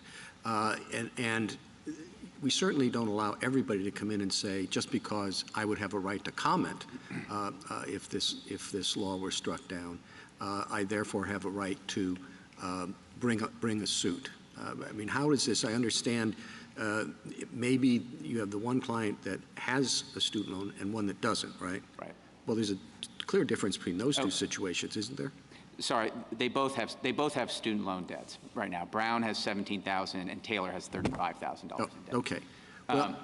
Well, what principle should we look at to try to limit the universe of people who could otherwise you get people who are interested in any kind of law at all? And I'd have something to say that the Secretary might find of interest in notice and comment, and so I should be able to sue to block what's there now. I think you have to look at the scope and the purpose of the agency action. Was the individual's concrete interests at stake? If they're doing something that has no relation to what you're complaining about, your concrete interests, then it's coming out of left field, then that person isn't going to have standing. Or if there's no possibility that the Secretary is going to give you relief because we're dealing with topic A and you're coming in here on topic B, then that person isn't going to have standing. But here, there is no dispute. The Secretary is trying to give release to student loan borrowers. That's the nature and the scope and the purpose of this act. And instead of figuring out, okay, among this universe of student loan borrowers, who's going to get what, how much, instead of doing that on the public record, they did it in secret first. So for purposes of standing, as distinct as to who can comment, because anyone can comment, right. For standing purposes, it has to be someone who was in the class of people who could have been afforded relief. Is that? Yeah, I think that's a fair way to put it. You have to have concrete interests. It has to be particularized, and that's what we have here, I think. And if I understand your theory, it's once you strike down this program, then the Secretary just uses authority under the HEA. Is that the nature of your theory, which would include notice and comment and negotiated rulemaking? The HEA gives the Secretary but the theory is that the Secretary will just switch to another statute. Well, I think that's focusing, you look at the agency action, you look at the facts on the ground of what's actually happening. Well, you're striking down this program. That's the whole point of your being there. You're trying to, this program is not, right? You have to strike down this program to get any possibility of notice and comment under another statute, right? Right. So you have to strike down this program, then you go under another statute, and where you do get notice and comment. That's the theory. That is correct. The HEA gives us a right. They have to go through negotiated rulemaking and notice. Right. I mean, usually when we give standing for procedural violations, we're talking about procedural violations within a particular program, right? We're not talking about, if you have a problem with the procedures relating to one program, you can just come in and strike down the program so that you're in another statute entirely. Well, I don't think it's right to focus on the statute that they're using as an excuse. When you look at what we look at, the statute they acted under, and it's a statute that says you don't have to use notice and comment. Well, I think we focus on the agency action at issue. So in Lujan, the Lujan footnote 7, the agency is proving a dam. In Summers, the agency is tearing down a forest. Here, the agency is doing debt forgiveness. I think you look at the action. I would point to. Go ahead. Suppose there were no HEA. Suppose it was this statute or nothing. Would you then say you still have standing because once you strike down this program, the Secretary would go back to Congress and get a new statute? No, I don't think so. At that point, there would be no possibility that he would go back and give us. Well, yes, there is a possibility. He goes back to Congress and says, this is terrible. Nobody can get loan forgiveness, so I'll go back and get a new statute. That relief would be coming from Congress. The way you look at the redressability is whether there's some possibility that the agency will reconsider its decision. And here, the decision was the debt forgiveness program. And so. Keep going. Sorry. And so you look at the agency action, and the other line of cases I would point to is the structural separation of powers cases. In those cases, you focus on the agency action. You don't look to see whether the actions or the act's restrictions on removal are injuring the individual. You look at whether the agency's actions are injuring the individual, and I think it's the same thing here. What's your best case, if you have one, for your answer to Justice Kagan's question about you going under a different statute? Or are you aware of such a case? I guess a few responses. First, I would go back to the ones I just mentioned, Lujan and Summers. None of those cases focused on the statute at issue. They looked at the action. Lujan footnote 7, the dam example. An individual who is living next to a dam, when they approve that dam without going through the proper process, that individual has a procedural right to challenge that. When the agency approves the dam, they're approving it under the Federal Power Act. When the individual is going to get relief, he's getting it under the Endangered Species Act. And I think what that footnote shows and what that example shows is that the statute really doesn't matter what they're acting under. What matters is the agency action. Well, let me ask you about the evidence. What evidence do you need as the plaintiff coming in claiming standing that the agency would have proceeded under this other statute? Because it's not a world in which, they overlap so entirely that if we take one away, they're automatically in the world of HEA. They would have to actually elect to operate in that other world. And so this goes back to my very first question to you, which was about, aren't you relying on the assumption that if the HEROES Act falls, this agency or this administration would pursue the same course of action under this other statute? Sure. A few responses. First, if you look at the nature of the action, it is applying to 95% of all borrowers. It's not remotely tailored. Do you have evidence that they've said, even pursuant to this litigation, for example, that if the Supreme Court strikes this down, we're going to pursue the same relief under the HEA? I'm asking about what do you... Sure. Is it enough for you just to identify another path? Don't you have to at least have some evidence that the administration is going to move in that direction? So again, I would point to the nature of the rule, that it's broad-based, it's not tied to the pandemic. The second thing I would point to is that there's all sorts of evidence. During the campaign, they were talking about doing broad-based debt relief. It wasn't related to the pandemic. Senator Warren and others passed resolutions urging the Secretary to use the Higher Education Act to pass debt forgiveness. Scholars have written about this. And yet the Secretary chose this path. So I guess I'm just trying to say, do we have something from the Secretary saying that we're definitely doing this under all circumstances, and we pick the HEA if the HEROES Act falls? I think that would be a very high burden for us to meet. Because if you look again at footnote 7 of Lujan, when it's talking about why procedural rights are special, what it's saying is that if the burden is on the plaintiff to come back and say, you know, my comments are going to be amazing, they're going to do this, they're going to change their mind, procedural rights are going to be useless. They can always come back and say, no, but that's change your mind within the context of a particular program. This is Justice Kagan's point. I mean, yes, redressability gets relaxed when we're in the world in which procedural rights would have otherwise existed, and you don't have to, as a plaintiff, show that they would have made a different ultimate determination if they'd heard your comments. Right. We understand that, but what you're suggesting is that same principle of redressability applies to whether or not they would shift to an entirely different legal base of authority to pursue this program, and I've never seen that before. And again, I think this program, they could have cited Section 1082 of the HEA to go under it. They believe they can do it. They've said it in their brief that they can do it. The reason my guess is the reason why they didn't do that is because they would have had to go under negotiated rulemaking and notice and comment.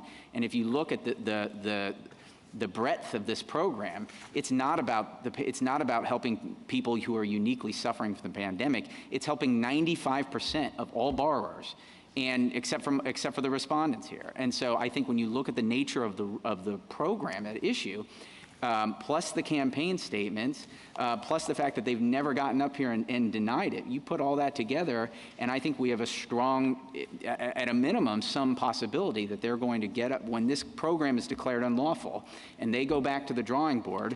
I don't think they're going to fold up shop. I think they're going to say, well, how about the HEA? What's your theory, if any, and maybe I should be asking the other side this, but your theory for why they didn't want notice and comment? I think because the negotiated rulemaking process and the notice and comment process, I mean, it's a long process, and agencies probably would, most agencies would prefer not to have to do that. And this is an emergency, and emergency statutes typically do not have notice and comments, do they? If this were authorized by the HEROES Act, then they could have gone under it, but it's not. They could have done the good cause exception, though, right? They could have tried to, but they didn't, and probably because it's not an actual emergency to have to forego notice and comment and negotiated rulemaking. Thank you, counsel. Oh, wait. Yeah. No, I'm sorry. I didn't mean to cut you off too quickly. I'm sorry. Justice Thomas, do you have anything? Justice Alito? Justice Kavanaugh? No. No? Justice Barrett? The same? See? Okay. Thank you. Thank you very much. General Prelogar? Thank you, Mr. Chief Justice. I want to begin with standing again. My friend was asked several times whether he has a case to support this novel theory of standing. He referred to Lujan and Summers. Those cases don't support the theory he's advancing here. In every case where there has been an asserted procedural injury, the plaintiff was asking for the agency to reconsider its decision under the very statutory authority at issue. He's not been able to identify any precedent where instead a plaintiff is able to say, I acknowledge I can't get any relief under the particular agency action at issue. Instead, I'm hoping for some kind of bank shot where if I can hold up the agency in this one area, maybe they'll take a different action under a different statute that will down the road provide me some kind of benefit. And that would be an extraordinary expansion of Article III injury in the context of procedural injuries in particular. He was asked whether he had a limiting principle, and he suggested, well, you have to have a general interest or stake in the subject matter of the dispute, but I don't see how that limits it at all. Go back to the cases he cited, which involved environmental plaintiffs, and imagine a scenario where you have an environmental plaintiff who is interested in pollution, and the agency has decided to regulate water pollution. Now, that plaintiff doesn't actually have a stake in water pollution, isn't harmed by it, but the plaintiff thinks that if it can hold up the agency from regulating water pollution, maybe the next priority or goal will be to go after air pollution. I think that if a plaintiff came to court and pressed that kind of claim, it would be clear that it is far too attenuated and can't possibly supply a basis to allow this universe of plaintiffs to newly assert these kinds of procedural injuries or substantive injuries with respect to agency decisions that have not been made. He said that they have a concrete interest in trying to have their debts forgiven. If that were their interest, there were several straightforward mechanisms to try to vindicate it here. They could have challenged this plan as being arbitrary and capricious on substantive grounds to say you should expand the plan to include us. Or if for some reason they really wanted to have this under the Education Act, they could have gone to the Secretary and filed a petition for rulemaking and said, give us relief under the Education Act. But instead, their argument here is that the Secretary can't provide debt relief. That is a really anomalous way to try to vindicate an interest that they claim they have in loan forgiveness. I've been thinking of it effectively as this Rube Goldberg theory of standing, where instead of taking the most direct route, you've set up this complicated route to try to get what you want, all in service of being able to smuggle in a substantive challenge to the HEROES Act for borrowers who are not hurt one bit by the Secretary's decision to grant relief under that act. Finally, I want to respond to his suggestion that instead the Secretary should have proceeded under the Higher Education Act here. I would think that at the very least, if they were going to ask this court to recognize a cognizable Article III injury on that basis, it would be incumbent on them to explain their wholly unexplained position of why they think the Secretary could do this under the Higher Education Act. My friend has suggested that that's what this program was actually designed to do, but this is a pandemic-related program. It specifically focuses on the national emergency circumstances that have had profound financial effects on student loan borrowers, and the Secretary acted to try to mitigate those financial harms from COVID. That's what the HEROES Act was made for. It is a perfect fit for this kind of circumstance, and it explains why the Secretary chose to provide this relief to those who were harmed by COVID, just as the forbearance policy was put into place right at the start of the pandemic, similarly on those COVID concerns. And then finally, I know that we have had hours today on the legal issues in this case, but I do want to step back for a moment and focus on the stakes of this case for the tens of millions of student loan borrowers in this country who have had devastating financial impacts based on this unprecedented pandemic. Over the past 3 years, they have benefited from the critical relief of the forbearance policy. That's an unprecedented form of relief, but it was very much needed in this circumstance to ensure that we did not see a deluge of default and delinquency on student loan debt. And it's undisputed, my friends have not disputed, that when that forbearance policy ends, and it can't continue indefinitely, once it ends, there are going to be millions of borrowers who are in a worse position because of COVID with respect to their ability to repay their loans. 90% of the borrowers covered by this plan make less than $75,000 a year, and the Secretary documented the extreme impacts that COVID had had on their financial affairs. Already, 26 million people have applied for this relief, and 16 million people have been approved to receive it. For those Americans, this is a critical lifeline to ensure that they are not subject to the severe negative consequences of delinquency and default on student loan debt. And the relief for these Americans has been held up by 2 student loan borrowers who don't even have standing and whose claims fail on the merits. So we'd urge you to reject their claims. Thank you, General. Mr. Connolly, the case is submitted. The Honorable Court is now adjourned until tomorrow at 10 o'clock.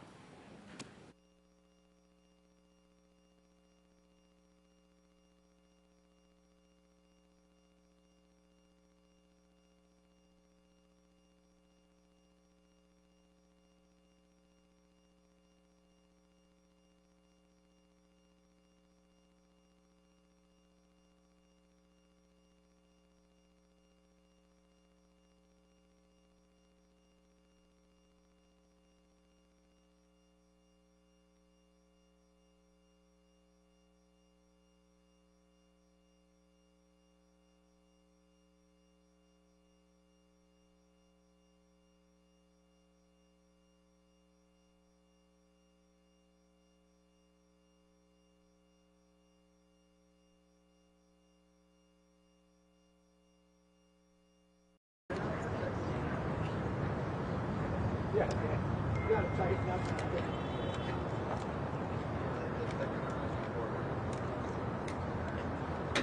Those high-tech order? Wasn't there that real conservative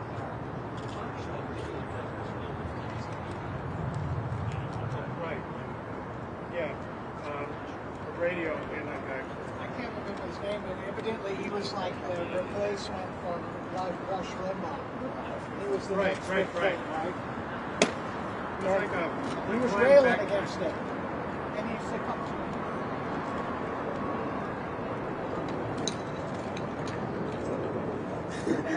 it. You might look a little bit. That's how long the day's been.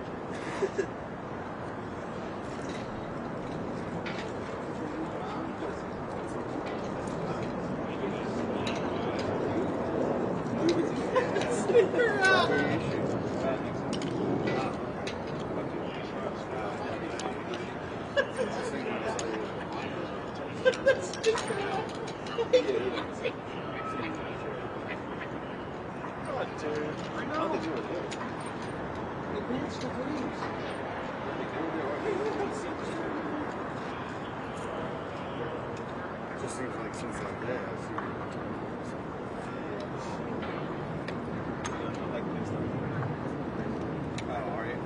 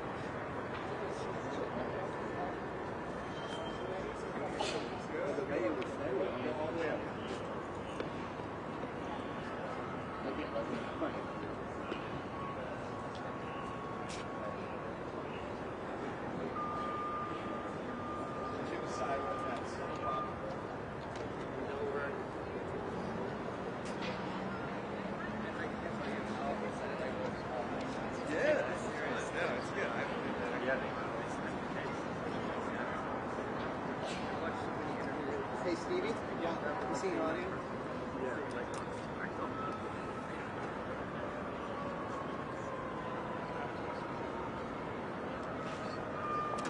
Yeah.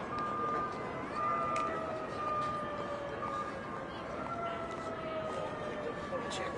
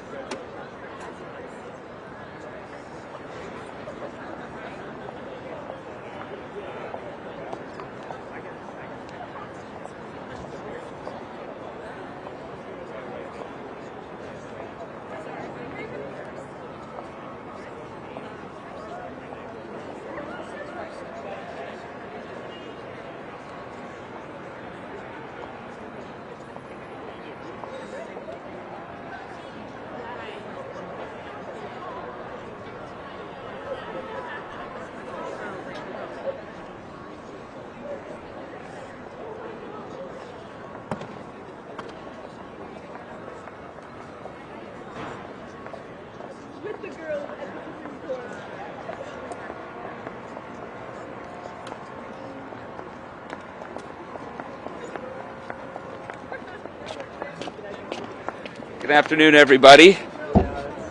My name is Mike Hildreth. I'm the Attorney General for the state of Nebraska. I'll let our team filter in. Jim, you want to come over? Ray, do you want to come in? Maybe I'll just say a couple quick words, and I've got the Attorney General from the state of Missouri, Andrew Bailey, as well as our Solicitor General who handled the argument today, Jim Campbell. I just want to say a couple words of thanks. First, I wanted to thank all of my sister states who joined Nebraska in this effort, including General Brenna Byrd from Iowa. We appreciate all their work. I appreciate the work of my Solicitor General, Jim Campbell, as well as his team. I appreciate the work of the United States Solicitor General and their team. I thought it was a well-argued case, and I certainly appreciate the work and the questions of the justices here today. Nebraska brought this case primarily as a separation of powers case to be able to protect the Constitution. It wasn't about just student loan borrowers or people who didn't receive the relief. At the end of the day, it's about the citizens of this country being able to have their voices heard through their elected representatives. And ultimately, this is a protection of the power of Congress, and our state was proud and pleased to be able to bring this case, and we're very grateful for the Supreme Court for hearing it, and we understand they'll take this under advisement, and we're hoping for a very good result. With that, I will hand over to General Bailey. Thank you. And I just want to echo my thanks to my colleagues from Nebraska, Iowa, and the other states that joined in this suit to fight back against Biden's crooked bailout. It's illegal, it's unconstitutional, it's wrong for working families across the nation, and especially in the state of Missouri. Missouri is integral to this case because of the state program that's a creature of state statute that administers student aid financing under state law. And so we feel confident that the justices latched on to the right issues during oral arguments. Specifically, they identified the lack of fairness in the process. And as someone who paid for my school in blood, sweat, and tears in service to my nation, that's an issue that's near and dear to my heart. I'm confident the court will reach the right decision and render this the Biden's action as illegal and unconstitutional. And with that, I'll turn it over to the Solicitor General of the state of Nebraska. Just want to echo what everyone else has said. It was a good argument today. I think the justices were really focused on the issues of separation of powers. If a program like this is going to happen, if nearly $500 billion is going to be canceled off the federal government's balance sheet, that's something that should come through Congress. One of the other themes that the justices picked up on and emphasized is the fairness about this program. Is it fair for someone that paid off their debt to not have the opportunity to have similar relief? Is it fair for someone that decided not to go to school because they didn't want to undertake the debt to be excluded? And so I think those are important questions, and they simply highlight the fact that these are issues for Congress. They're not issues for one executive branch official to take in order to spend nearly $500 billion of the taxpayers' dollars. With that. All right, thank you. Maybe 2 or 3 questions if there are any. Justice Barrett asked you a number of pretty tough questions on the standing prong. How confident are you that when the decision comes down that she'll believe that you do have standing? Well, certainly there is standing in this case. Justice Barrett's questions, I think we fully resolve them in our responses. The state of Missouri can speak for MOHELA. MOHELA is a state-created and state-controlled public instrumentality, and everything it does is an essential public function in the words of the state legislature. So we feel confident that in the end, the court's going to find standing, the court's going to reach the merits, and ultimately the court's going to say that this program exceeded the Secretary's authority. Okay, thank you. Thanks, everyone.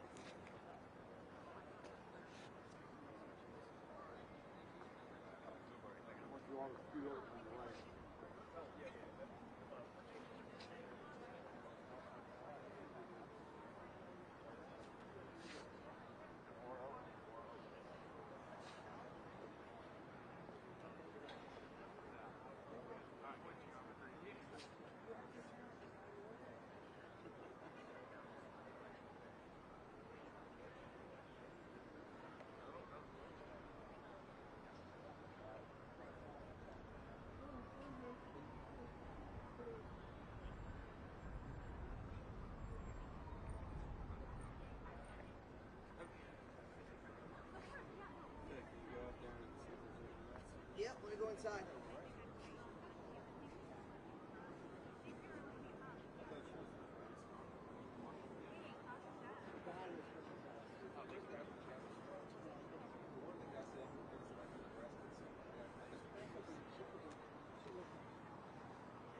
You would know.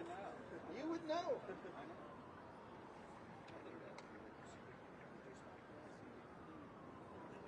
my job for us. But it could be the other side.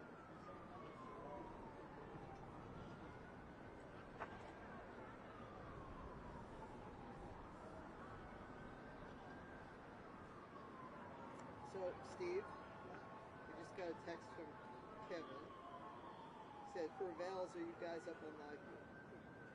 Are you up on LiveView?